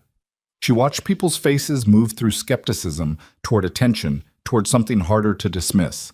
She put Tom Cade's survey notebooks alongside the registered boundary documents and explained, measurement by measurement, what had been changed and what those changes meant for water access. She showed them the pattern, not just her father's property, but all 7, property by property, transfer by transfer, each one following the same method, each one adding another section of water-rich land to a portfolio being assembled for a railroad deal no ordinary citizen of Black Ridge Crossing had been informed about. She showed them the wire correspondence, Chester Ames' personal log, which he'd annotated in his own careful hand, and she explained what Meridian Land Holdings was, or rather what it wasn't: a registered business, a transparent entity, anything that could be examined. It was a name attached to a Denver address, attached to outgoing wires from Black Ridge Crossing that corresponded date by date with completed land transfers. The room was very quiet. Then she put her father's accounting ledger on the table and she opened it to the last entry, dated 6 weeks before the transfer documents had been filed, and she showed them his signature, the real one.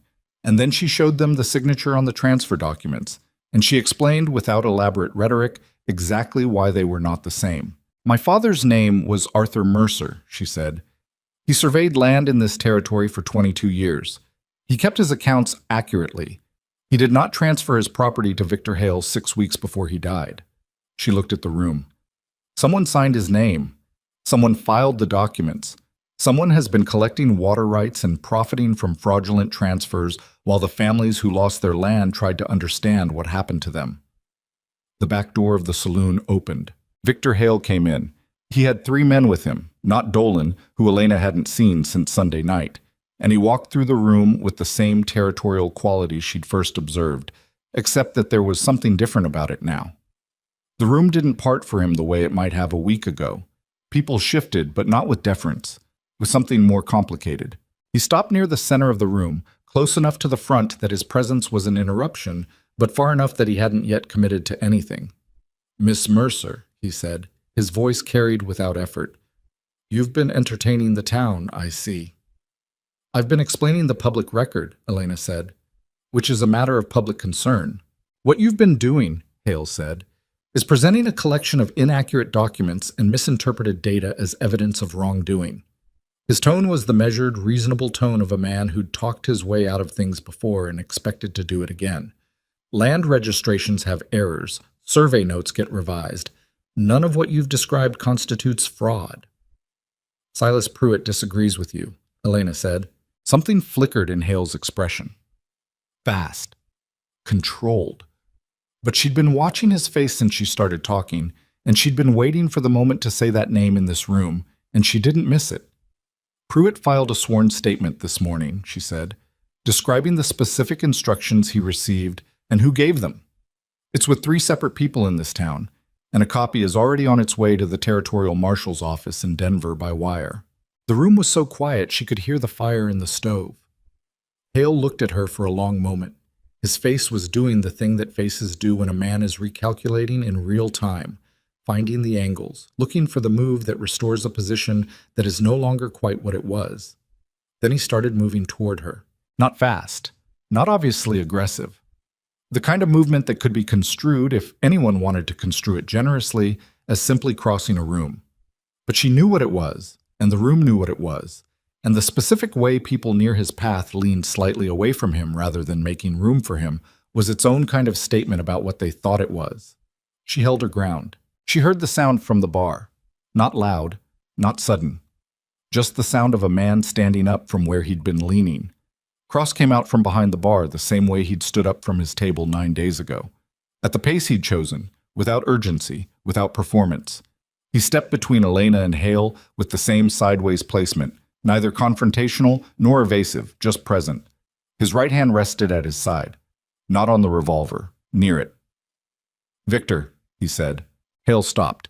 He was 2 feet from Cross. The calculation on his face had shifted into something different, the expression of a man whose next move had just become significantly more complicated than it had been.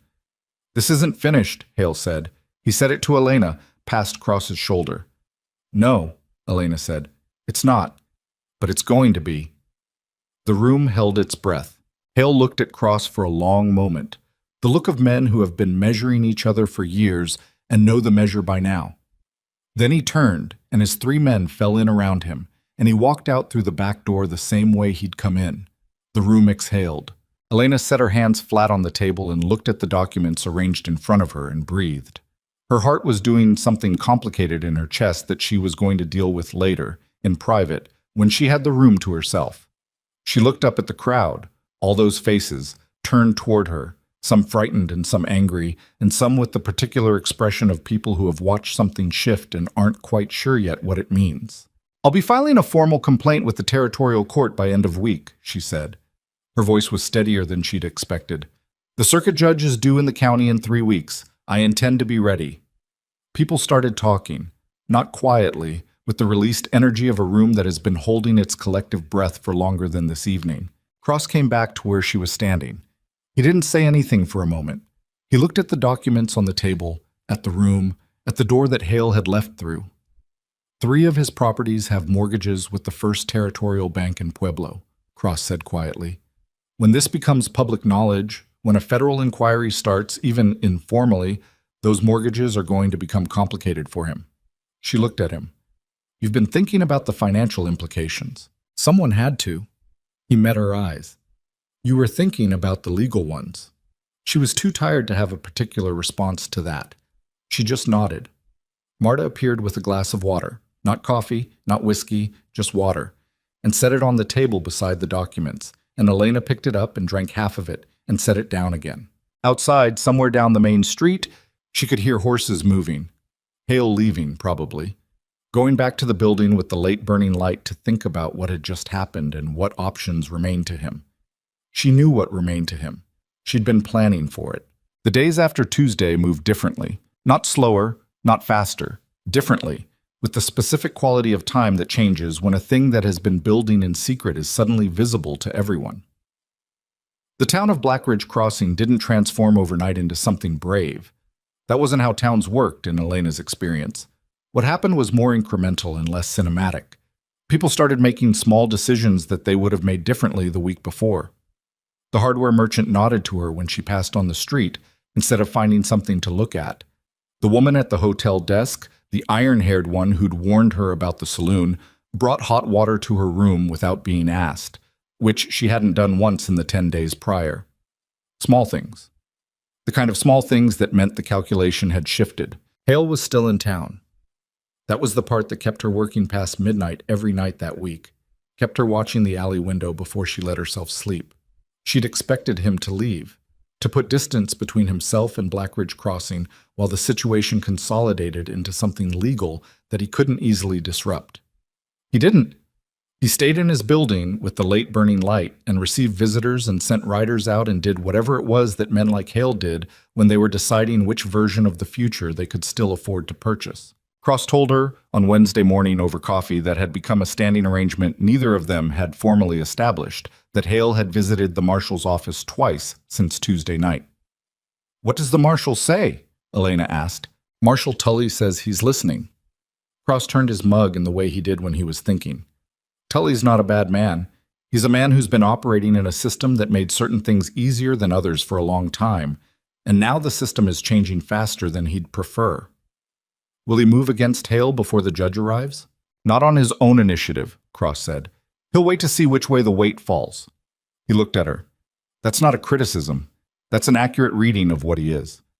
"I know." She drank her coffee. "As long as he doesn't move for Hale, I can work with the rest." What she was working on, in those 3 days between Tuesday's public presentation and the moment the circuit judge's arrival became something she could stop holding her breath about, was the formal documentation package. The sworn complaint, the evidence index, the chain of custody statements for every original document she'd collected. It was the kind of work she was genuinely good at, patient, precise, the construction of an argument that could be handed to someone else and would hold its shape without her standing there to explain it. Pruitt's sworn statement had to be formatted correctly. Chester Ames' wire logs had to be indexed to the specific transfer dates. Tom Cade's survey notes had to be cross-referenced, measurement by measurement, against the registered boundary documents with the discrepancies flagged clearly enough that a judge who'd never surveyed land in his life could follow the argument. She made Margaret Cade read the survey sections on Thursday morning and tell her what she didn't understand. Margaret, who had lived with a surveyor for 30 years and understood the technical content perfectly well, read it carefully and then said, "The problem isn't the content, it's this section here," pointing to a paragraph about traverse calculations, where you're assuming the reader knows what a traverse is. Elena rewrote that section 3 times before Margaret said it was clear. It was the most useful conversation she had that week. On Friday, Hale made his move against Pruitt. She found out from Marta, who'd heard it from the blacksmith, who'd been standing near enough to the marshal's office at 11 in the morning to hear raised voices. Hale had gone to Tully with a counterclaim that Pruitt's sworn statement was itself coerced, that Elena Mercer had threatened the registrar with false prosecution if he didn't sign a document she'd prepared for him, that the entire complaint was a scheme by a woman with no legitimate standing in the county to interfere with legally completed land transactions. It was, Elena thought when she heard it, a reasonably intelligent move given the available options. It introduced doubt. It made Pruitt's credibility the contested ground, rather than the documents themselves. The problem for Hale, the problem that Elena had understood from the moment Pruitt sat across from her and started talking, was that coercion was a difficult thing to allege against a woman who'd been in a room with a man, with no witnesses to the conversation, when the man himself was denying that he'd been coerced. Pruitt would need to hold. She went to his office that afternoon. He was sitting at his desk with the particular stillness of someone who has been sitting with the same thought for a long time and hasn't resolved it. He looked up when she came in, and she could see from his face that he knew why she was there. "He went to Tully," Pruitt said. "I heard. He's saying you threatened me." Pruitt's voice was careful. "He's going to say that anything I told you was under duress." "Is that what happened?" Elena asked. She kept her voice neutral. It was important that the question not sound like a challenge. Pruitt looked at her for a long moment. "No," he said. "That's not what happened." "Then that's what you say." She sat down in the chair across from his desk, the visitor's chair, worn at the armrest from years of people sitting in it with their own problems. "Silas, I'm going to ask you something, and I need you to answer it honestly." He waited. "When you wrote that statement," she said, "were you telling the truth?" He was quiet long enough that it was uncomfortable. But she'd learned over this week that Pruitt's silences weren't evasion. They were the pauses of a man who'd spent years being careful with words and couldn't turn that habit off, even when he wanted to. "Yes," he said. "Then the statement holds," she said. "Hale can allege coercion. Tully can listen to the allegation. But what you wrote is either true or it isn't, and you're the only one who knows which." She leaned forward slightly. "The question isn't whether Hale will try to discredit you. He will. The question is whether what you wrote is something you'll stand behind when he does." Pruitt looked at the surface of his desk, at the blotter, worn thin at the center from years of writing, at his hands. "I have a daughter in Santa Fe," he said again. "I know. If this goes wrong, if Hale survives this and I've given a statement against him, I understand the risk," Elena said. "I'm not going to tell you it doesn't exist." He pressed his lips together. Something moved through his face that was too complicated to name easily. Fear and shame and something older and more stubborn underneath both. "I've been doing things I knew were wrong for 5 years, he said. "I told myself each time that it was the last time, that I'd find a way to stop." He stopped. "I never found a way." "You found one now," Elena said. "You found it for me," he said. "No." She shook her head. "I gave you a reason to use the one you already had. That's different." She stood up. "The judge arrives in 11 days. I need you to still be saying what you said on Monday when he gets here. Can you do that?" Pruitt looked up at her. Something in his face had settled. Not resolved, not at peace, but settled. The way a stone settles into mud when it's finally stopped moving. "Yes," he said. 9 days later, the circuit judge arrived on the afternoon stage. His name was Clarence Alderman, and he was 64 years old and built like someone who'd spent a long career riding difficult stages to difficult towns and had the physical compactness of a man who'd learned to fit himself into uncomfortable spaces and remain functional. He had a gray beard and a reputation, which Elena had researched carefully through territorial court records, for intellectual rigor and impatience with procedural gamesmanship. He also had, according to those same records, a history of ruling against land fraud in 3 previous cases that had come before him, one of which had resulted in the arrest of a county commissioner. She'd chosen to take this to him specifically. The circuit schedule had given her 2 options, and she'd chosen Alderman because the other judge had a social connection to the Territorial Railroad Commission that she wasn't yet in a position to fully characterize. She was waiting at the stage stop when he arrived. He looked at her with the evaluating squint of a man who was figuring out why a woman was standing at the stage stop in the middle of the afternoon with a leather satchel and an expression that suggested she'd been waiting a while. "Judge Alderman," she said, "my name is Elena Mercer. I'm a land records specialist, and I've filed a formal complaint with your court regarding fraudulent land transfers in this county. I'd appreciate the opportunity to present the documentation at your earliest convenience."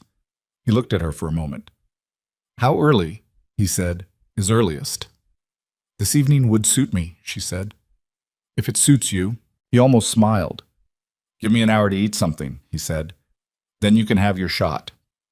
She had 3 hours with Alderman that evening, in the back room of the hotel where he was staying, with a lamp that was better than the one in Cross's back room, and a table she cleared herself while he finished the meal he'd brought up.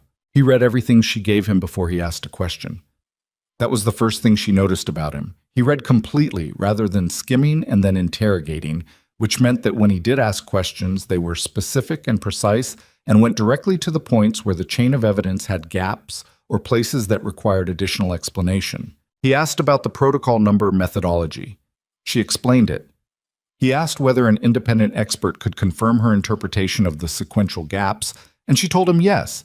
She'd already drafted a request to a land records examiner in the territorial capital who'd agreed to review her analysis. He asked about Tom Cade's survey notes, specifically whether the original measurements could be verified by a current survey of the properties in question. She told him yes, that she'd already identified 2 licensed surveyors in the county who'd agreed to conduct verification surveys. He asked about Pruitt. "He's prepared to testify," she said. "He understands what he's testifying to and why." "He understands that his own culpability is going to be examined," Alderman said. It wasn't a question exactly. "He does," Elena said. "He's made his peace with that." Alderman looked at her over the top of the document he was holding, Pruitt's sworn statement, which he'd been reading carefully. "How'd you get him there, sis?" he asked. "In my experience, men in his position don't generally volunteer." "I gave him accurate information about what I already knew," she said, "and I gave him time to decide what to do with the fact that I knew it." Alderman looked at her for a moment.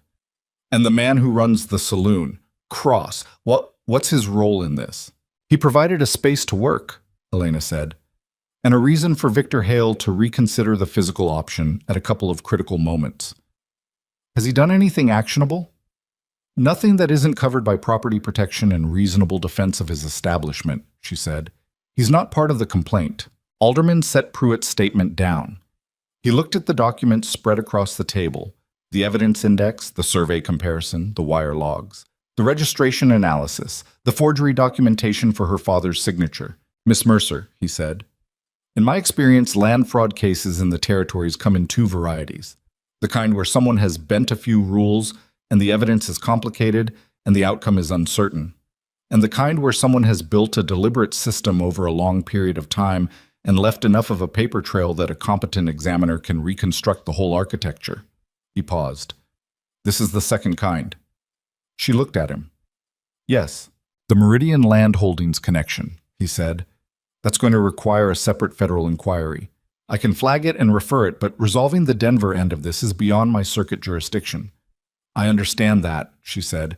"My primary concern is the local transfers, the restoration of the fraudulently acquired properties. That's within your jurisdiction." "It is," he said.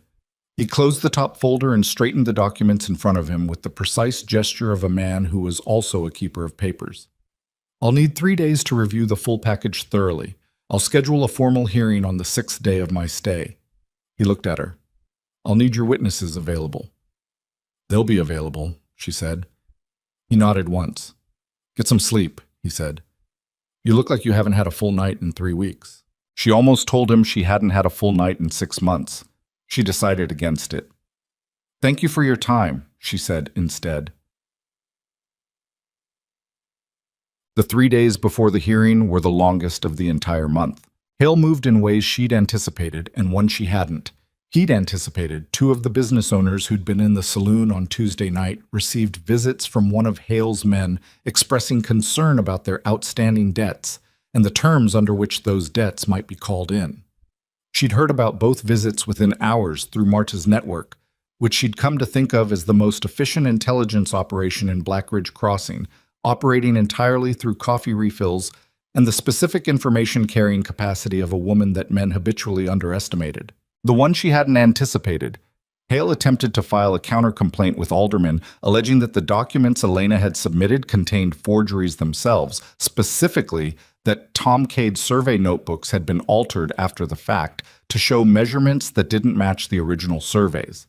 She found out about it from Cross on the second day, over the morning coffee. She set her mug down and sat very still for a moment. "He's saying my evidence is forged," she said. "He filed the allegation with Alderman yesterday afternoon," Cross said. "He's claiming that Cade's notebooks were in his wife's possession for 4 years and could have been modified at any point." "Margaret," Elena said. He's not naming her directly in the allegation, but the implication is clear. Elena thought about Margaret Cade, the wooden box of her dead husband's notebooks, the way she'd pushed them across the table, the way she'd said Tom died angry about this, angry and quiet, which is a miserable way to carry a thing. "He's trying to make her afraid," Elena said. "Yes." She stood up. "I need to talk to Alderman this morning." Alderman received her in the same back room of the hotel with the patient attention of a man who'd expected something like this. "I'm aware of the counter-allegation," he said before she started. "I received it yesterday. I've been considering how to address it. The survey notebooks have been in Margaret Cade's possession since her husband's death," Elena said. 4 years. "I can demonstrate that the ink throughout the notebooks, including the entries Hale is claiming were altered, is consistent with aging across that period. I can also provide affidavits from 3 people who saw the notebooks before I did and can confirm the content of specific entries." "Who saw them before you?" "Margaret Cade herself. Her neighbor, a woman named Ruth Fowler, who helped her move household items when her roof needed repair 2 years ago and was present when the box of notebooks was handled." She paused. "And Gideon Cross, who'd been in her sitting room approximately 8 months ago and seen the box open." Alderman looked at her. "Cross has seen the notebooks. Margaret showed him some of the survey entries a while back. She trusted him. He knew Tom Cade." Elena met his eyes. "He can speak to the specific content of entries that were visible to him at that time and compare them to the current content. They're consistent." "That's useful," Alderman said. "Write up the affidavits. Have them ready by the morning of the hearing." She had them ready by that evening. Margaret's affidavit was 3 pages. Detailed, specific, the document of a woman who remembered precisely. Ruth Fowler's was shorter but concrete, fixing a specific date when she'd handled the box and a specific entry she'd happened to read. Cross's was a single page, careful and exact. He'd seen 2 notebook entries. He could quote portions of them from memory, and the current content of those entries was unchanged from what he'd seen. She delivered them to Alderman that night and went back to the saloon and sat in the back room with the lamp turned low and the documents stacked neatly in their folders. And she didn't work. She just sat. Cross came in around 10 o'clock and didn't ask what she was doing. He sat on the other side of the table and poured 2 glasses from the bottle he'd brought and set one in front of her. "You wrote an affidavit for me today," he said. "You witnessed the notebooks. It was relevant. I know." He was quiet for a moment. "I'm not objecting. I just wanted to say—" He stopped, started again. "You're careful about what you ask people for." She looked at him. In the lamplight, he looked tired in a way that was different from his usual controlled manner, a tiredness that had come from 2 weeks of sustained vigilance, of standing in front of things that needed standing in front of without making it about himself. "You gave me a table to work on," she said, "and coffee, and you went into the building when it was on fire." "The building belongs to me." "You went in when it was on fire," she said again. "Don't minimize that." He drank some of his whiskey. "Your father," he said. "Tell me about him." She hadn't talked about her father much, not directly, not as a person. She talked about his documents, his signature, his land. She'd used his accounting ledger as evidence. He was meticulous, she said, almost to a fault. He'd resurvey a property he'd surveyed the previous year just to make sure he hadn't made an error. She turned her glass on the table. "He argued with me once for 3 hours about whether I'd measured a boundary line correctly when I was 16 years old and helping him on a job. He was right. I had made an error." She paused. "He didn't do it to be unkind. He did it because he thought accuracy was a form of respect. For the work and for the person whose land you were responsible for getting right." Cross listened. He died without knowing what had been done to his property, she said. The transfer happened 6 weeks after his death. He never... She stopped. He never had to know. Is that a comfort or not? She thought about it honestly. Both, she said. I'm not entirely sure in what proportions. They sat in a quiet that had the particular quality of a quiet, between two people who've been through something together and have run out of the need to fill space with language. Outside, the main street was dark. 11 days she'd been in Black Ridge Crossing. She'd arrived in a cloud of stage dust with a folder of documents and a clear understanding of what she was walking into, and she'd been wrong about the scale of it but right about the essential thing, that the evidence existed, and that evidence, properly assembled and presented, was something a powerful man could not simply decide not to be true. The hearing was held in the largest room in the hotel because the town had no courthouse, which was itself a fact about Black Ridge Crossing that would change after this was over. Elena had already made a mental note about it. Alderman sat at a table at the front. Elena sat to his left with her documents. Hale sat to his right with a man named Bertram Cole, who was, apparently, the closest thing to a practicing attorney within 2 days' ride, and who had the look of someone who'd agreed to this arrangement before fully understanding what he was walking into. The room was full. Standing room along the walls, people out into the corridor. Margaret Cade sat in the second row with her hands in her lap. Chester Ames sat near the back, with the expression of a man who'd been holding his breath for 2 weeks and was still holding it. Marta was there, near the wall. Pruitt sat in a chair to the side of the room, not at the table, not in the audience, but in the specific position of someone waiting to be called. Cross stood at the back of the room, near the door. Alderman called the hearing to order with the economy of a man who'd been doing this for a long time and didn't require ceremony. Elena presented the documentation package in the order she'd prepared, starting with the structural overview, moving through the evidence in sequence, building the picture from the protocol numbers through the survey discrepancies through the wire correspondence.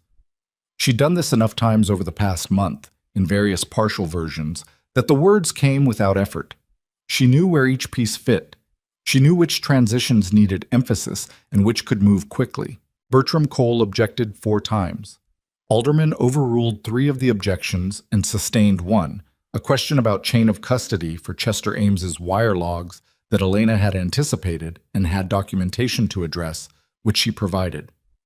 Then Alderman called Pruitt. Silas Pruitt walked from his chair to the seat beside Alderman's table with the pace of a man walking into something he's been dreading and has finally arrived at.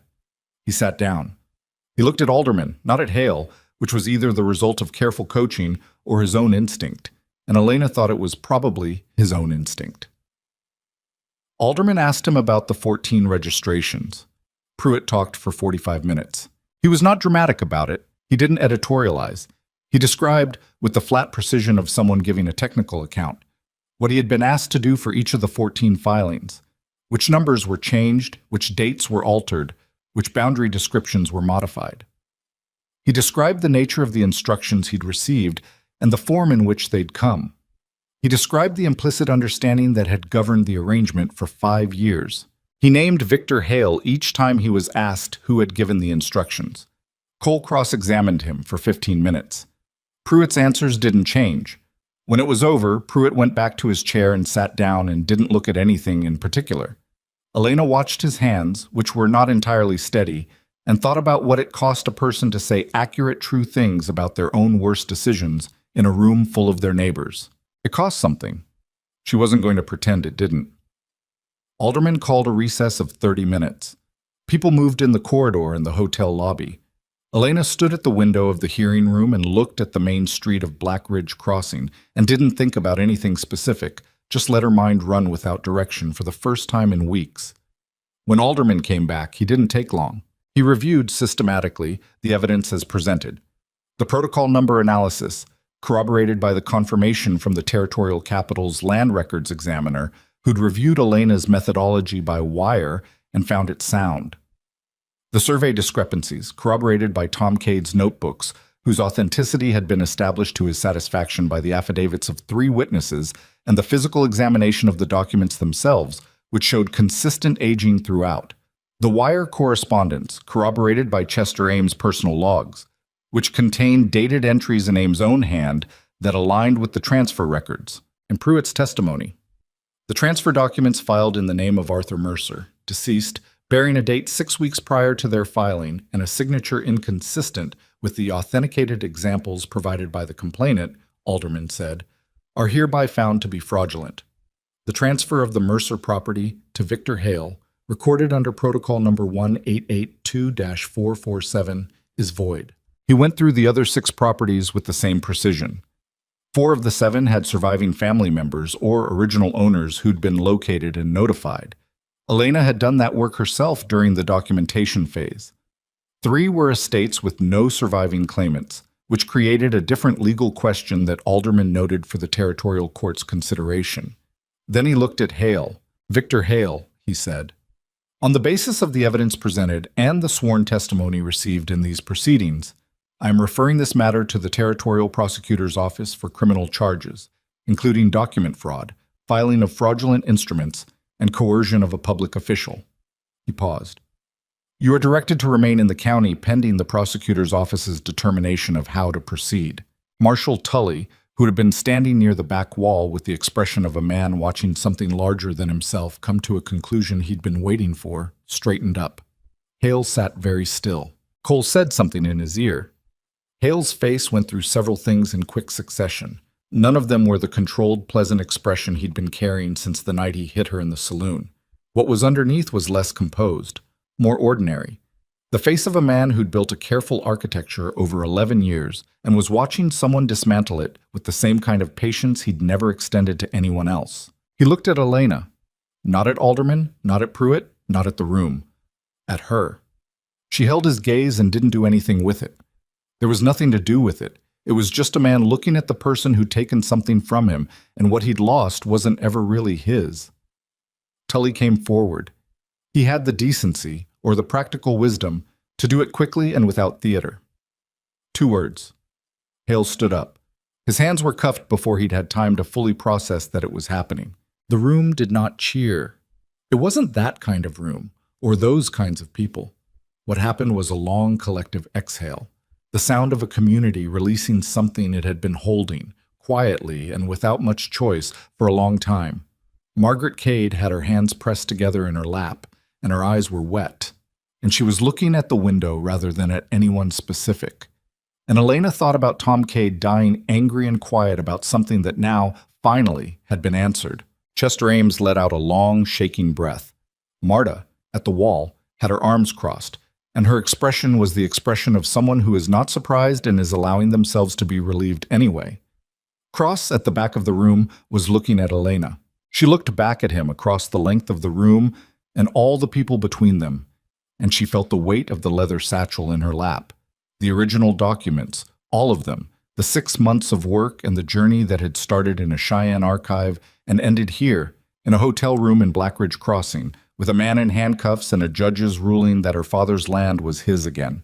Her hand was on the accounting ledger, his handwriting throughout, his signature, real and specific, and his, at the bottom of 20 years of honest work.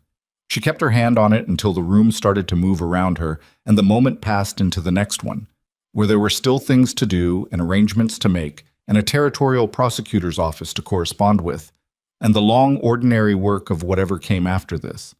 She picked up her satchel and stood up. The stage left Blackridge Crossing on Thursday mornings.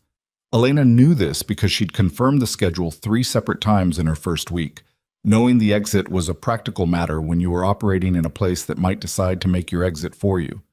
She knew the schedule. She'd never bought a ticket.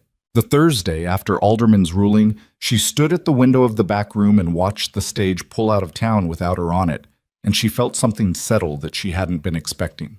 Not relief exactly, something quieter than that. The feeling of a person who has stopped moving long enough to discover they might want to stay where they've stopped. There was still work. There was always still work. The Territorial Prosecutor's Office had sent a deputy within 4 days of Alderman's referral, a young man named Garrett, who was efficient and slightly overwhelmed by the volume of documentation Elena handed him, and who spent 2 full days in the back room of the saloon going through everything with the systematic attention of someone determined not to miss anything. She walked him through the evidence index. She answered his questions. She made sure he understood the railroad connection and the Meridian land holdings thread, and she gave him Chester Ames wire logs with the specific instruction that the Denver end of it needed a federal inquiry, not just a territorial one, because whatever was on the other side of those wires didn't stop at the border of one circuit judge's jurisdiction. Garrett wrote everything down and thanked her with the genuine gratitude of someone who'd been handed a case already built and knew it. Victor Hale remained in county custody pending formal charges. His properties were frozen pending the outcome of the fraud proceedings.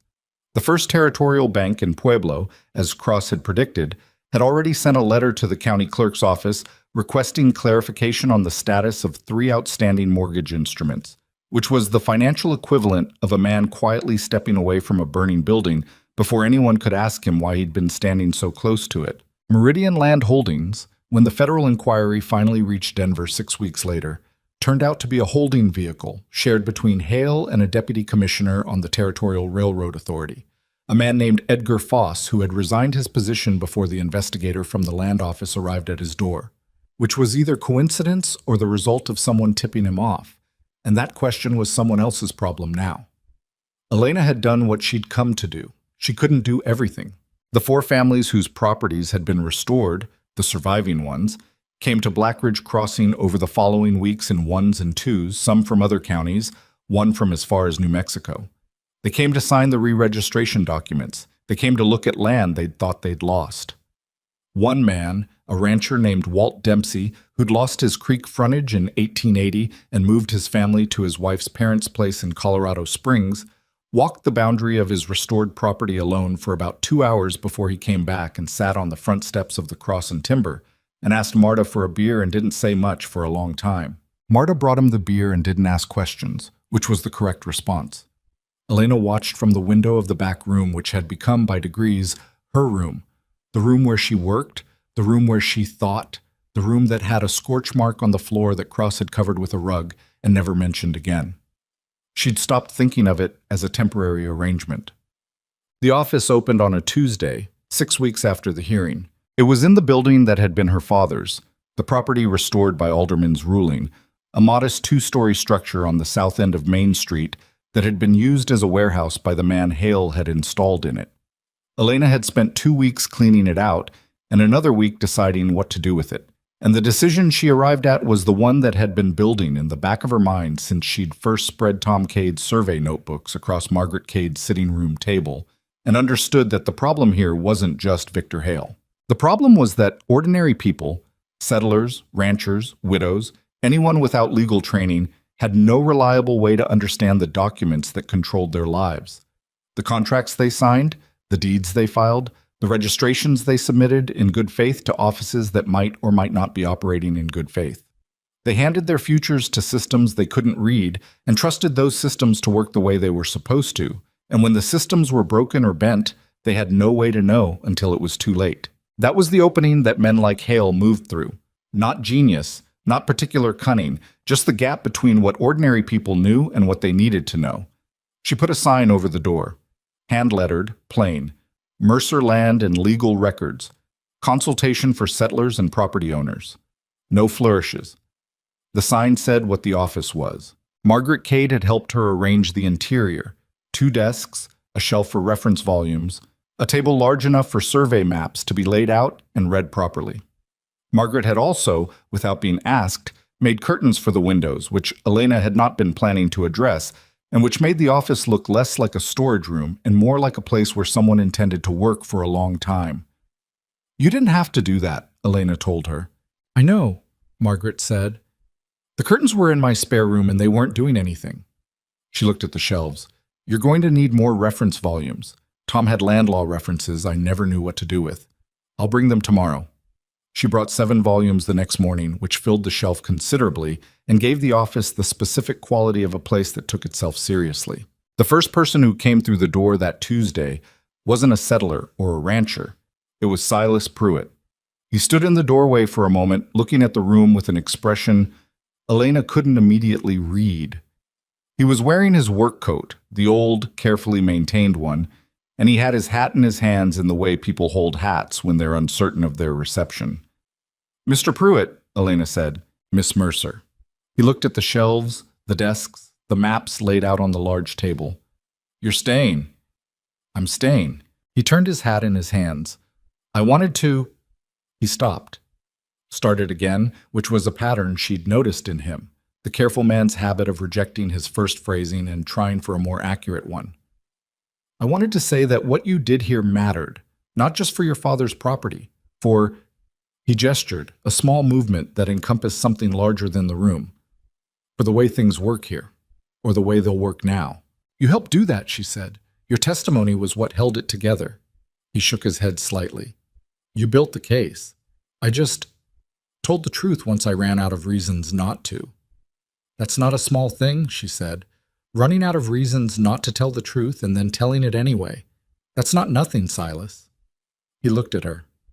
Something in his face that had been tight for the entire time she'd known him, a held quality, like a door braced against pressure, had eased slightly.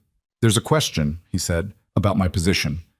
The county commissioner's office has to decide whether to retain me given the nature of what I testified to. He paused. I don't know which way they'll decide.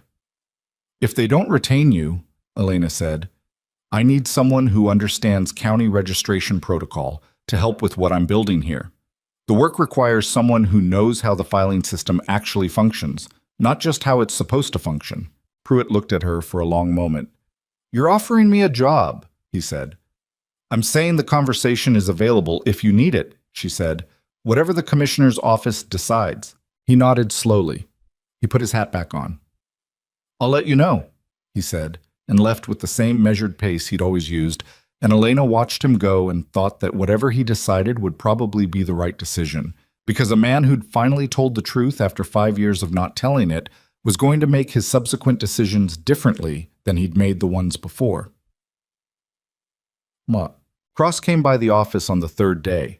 He looked at the sign over the door for a moment before he came in, and he looked at the interior with the specific attention he gave to things, the completing the thought look, the one she'd cataloged early and thought about more than she'd intended to. It looks like a real office, he said.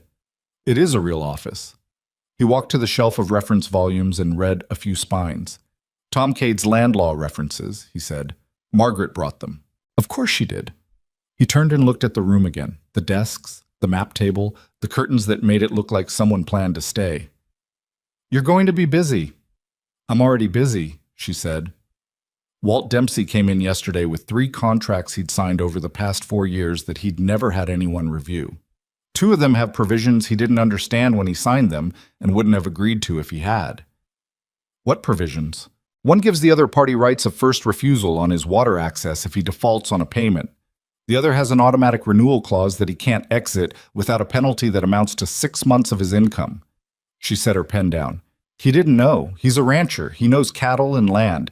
He signed documents because the other party told him to sign them, and he trusted that the terms were what he'd been told they were. Cross was quiet. How many people in this county have signed documents they didn't understand? She said. It wasn't a rhetorical question, exactly. It was the question she'd been sitting with since the day she'd arrived and started understanding the scale of what Hale had built. Not because they were deceived every time, sometimes just because no one ever explained what the words meant. A lot of people, Cross said. Yes. She picked up her pen again.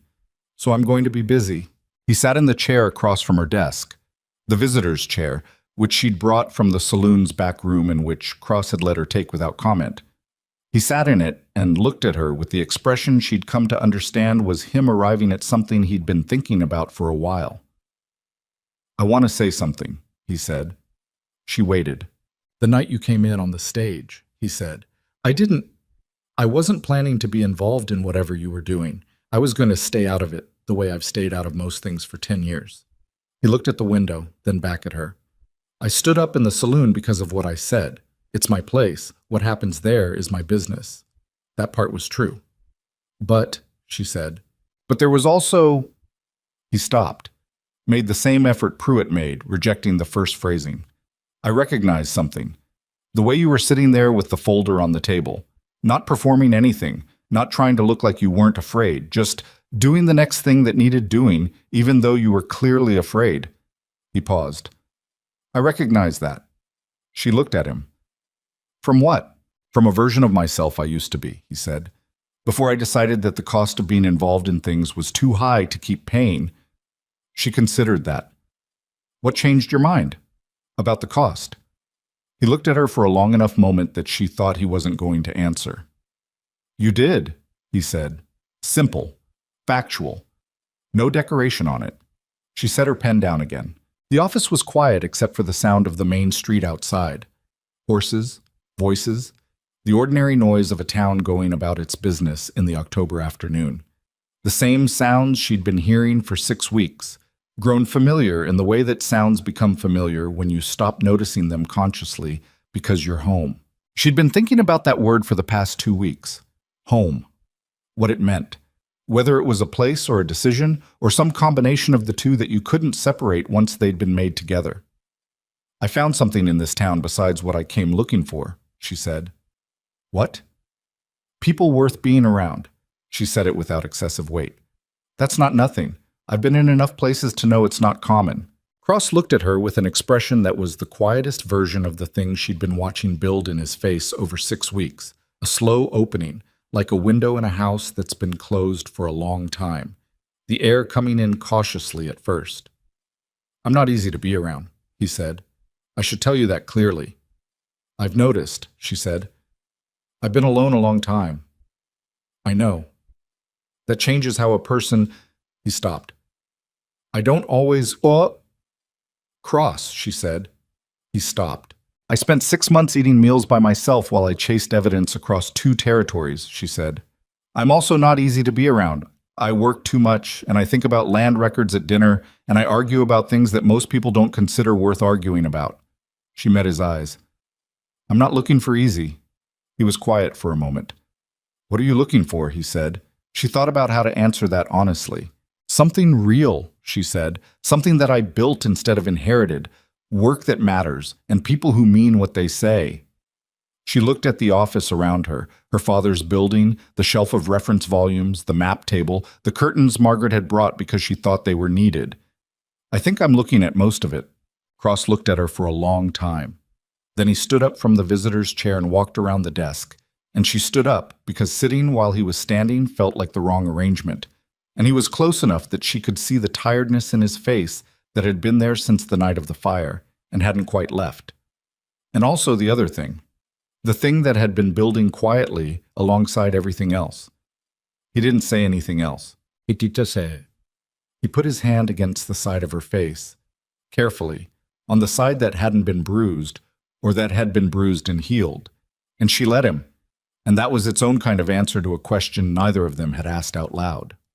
Winter came to Blackridge Crossing the way it always did in the territory, without much announcement, the temperature dropping over a week until one morning the water in the basin was cold enough to make your hands ache. The office stayed open through it. Elena had a small stove installed in the corner, which helped, and Margaret brought a rug for the floor that had previously been in her spare room and apparently had no other purpose. The reference shelf gained 4 more volumes, 2 of which Chester Ames donated, territorial land law references he'd had for years and never expected to use. Chester had kept his job at the telegraph office, partly because the new county commissioner who'd been appointed in the reorganization following Hale's arrest had decided that a wire operator who maintained meticulous personal logs was a professional asset rather than a liability. Chester came in on a Tuesday afternoon in November and set the volumes on the shelf and stood looking at the office with the expression of a man who'd spent 2 months still expecting consequences that hadn't arrived. It's actually working, he said. The office. Did you think it wouldn't? I thought... He looked at the window at the street outside. I thought things would go back to the way they were. After the hearing, after the... He searched for the word. After the drama of it settled. I thought Blackridge Crossing would go back to being a place where certain things were understood to be fixed. Some things are fixed, Elena said. Some things that felt fixed were just undisturbed. He thought about that. What's the difference? Fixed means it can't move. Undisturbed means no one's pushed it yet. She looked at the reference shelf. Hale's system wasn't fixed. It was just undisturbed. Once someone started pushing, you, Chester said, and Pruitt, and Margaret, and Marta, and you. She looked at him. You gave me the wire logs. He stood with his hands in his coat pockets, still with that expression, waiting for something to fall. What happens if someone like Hale comes back, he said. Not him specifically, someone who does the same thing differently, who finds the next gap. It was, she thought, the right question. Not the comfortable question, not the one that allowed you to feel that the story was over and the problem was solved. The right question, the honest one, the one that acknowledged that Victor Hale was one instance of a pattern rather than the pattern itself. Then we find it faster, she said, because more people know what to look for, because the records are better organized and better understood, and because there are people in this county now who know what a suspicious gap in a protocol sequence looks like and why it matters. She looked at him steadily. That's not a guarantee, but it's a different starting position than the one we were in. Chester nodded slowly. He didn't look entirely reassured, which was fine. Incomplete reassurance was honest. The world didn't come with guarantees, and anyone who offered them was selling something. He left. She went back to work. On a Thursday in early December, Silas Pruitt came back to the office. The county commissioner's office had retained him. He'd told her that 2 weeks prior, with the flat delivery of a man relaying information rather than celebrating it. He'd also told her that he'd spent the intervening time reorganizing the registry filing system, implementing a redundant logging protocol, cross-referenced, with a separate public index that couldn't be altered without both copies reflecting the change. It won't prevent everything, he'd said. Nothing prevents everything, she'd said. Does it make it harder? Considerably. Then it's worth doing. He came in that December Thursday and sat across from her desk without preamble, the way people sat who'd stopped being uncertain of their welcome. There's a woman on 5th Street, he said. Name is Clara Dent. She's a widow, been here 3 years. She signed a contract last spring for water rights to a seasonal creek that runs through her property. The other party to the contract is claiming the water rights transfer annually rather than permanently, which isn't what the contract says. He looked at Elena. She can't afford legal representation in the territorial capital. She doesn't know what her contract says well enough to argue it. Elena looked at him. Send her in, she said. Clara Dent arrived an hour later. A woman in her mid-40s with the weathered competence of someone who'd been managing a loan for long enough that a loan had stopped feeling like a condition and started feeling like a method. She sat across from Elena with her contract in her lap, slightly crumpled from being handled and rehandled, and she looked at Elena with the specific expression of someone who has been told their problem might have a solution and isn't sure yet whether to trust that. Elena took the contract and read it carefully. The transfer is permanent, she said. It's not clearly written.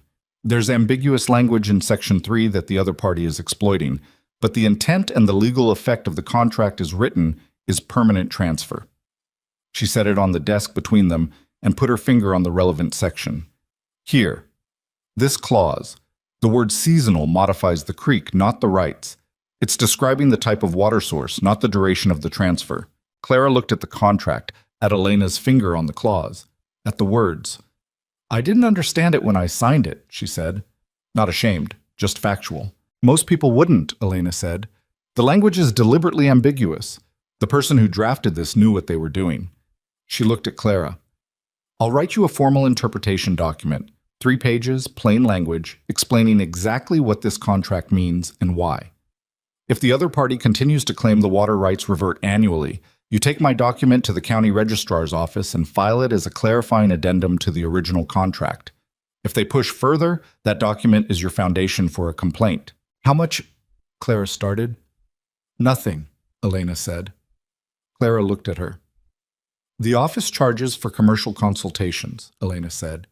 Settlers and individual property owners. I work with what they can manage. She picked up her pen.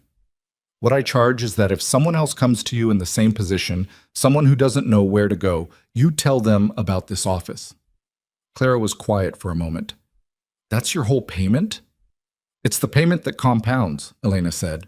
It was the model she had arrived at over the first 6 weeks. Not charity, not commerce, but something with a different logic.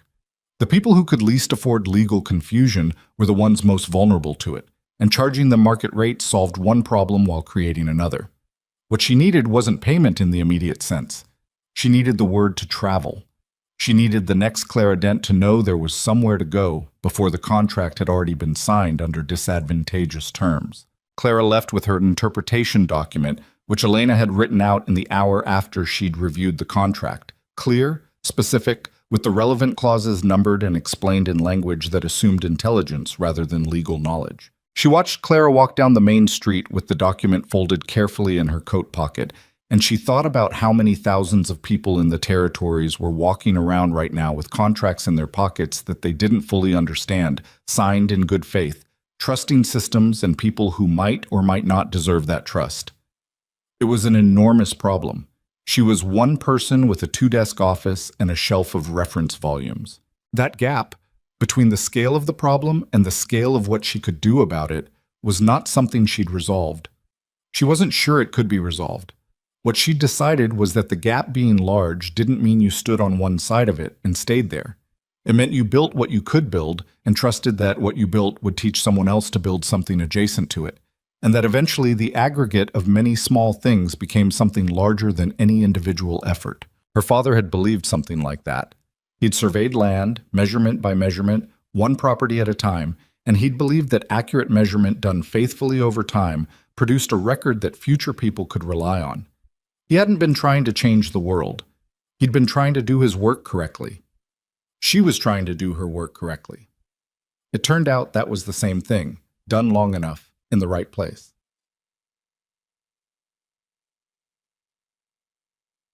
The evening cross came by to walk her home, a habit that had developed without either of them acknowledging it as a habit.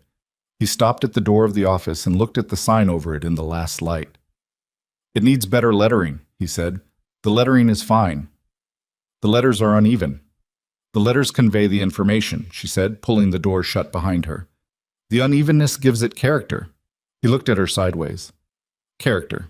I did it myself," she said, late at night with a brush that was slightly too large. "It has character." He almost smiled. The full version, not the tired adjacent one. The one that had been appearing more frequently over the past weeks, and that she'd stopped pretending she didn't notice. They walked down the main street in the early winter dark, past the hardware merchant whose door was just closing, past the boarding house where a lamp burned in Margaret Cade's front window, past the telegraph office where Chester Ames was still at his desk at this hour, because he'd apparently always been a man who worked late, and had finally found a reason to feel all right about it. Cross put his hand at the small of her back as they crossed the uneven board at the edge of the street. A practical gesture, steadying, the kind that didn't announce itself. She thought about her father's accounting ledger, which was in the office now, on the shelf beside Tom Cade's land law references, and the survey notebooks.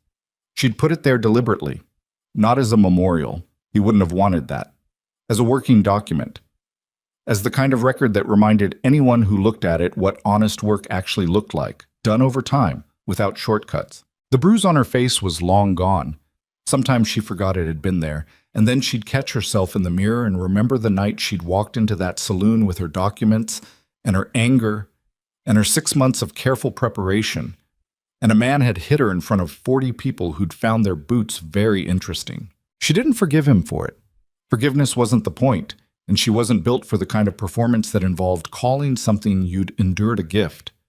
What she had instead was something more durable, the understanding that it had not stopped her, that she had sat there in the aftermath, shaking slightly, and gathered her papers off the floor and gotten back to work. That was the thing she'd learned, or that she'd confirmed, that fear and damage and the specific weight of being in a place that doesn't want you can be survived if you keep doing the next thing. Not bravely, not perfectly, just persistently. One document at a time, one question at a time, one conversation at a time. Until the thing you came to do is done, and the thing you didn't know you were building is standing in front of you. Blackridge Crossing was not a different town than it had been 6 weeks ago. The same people lived in it. The same winters came.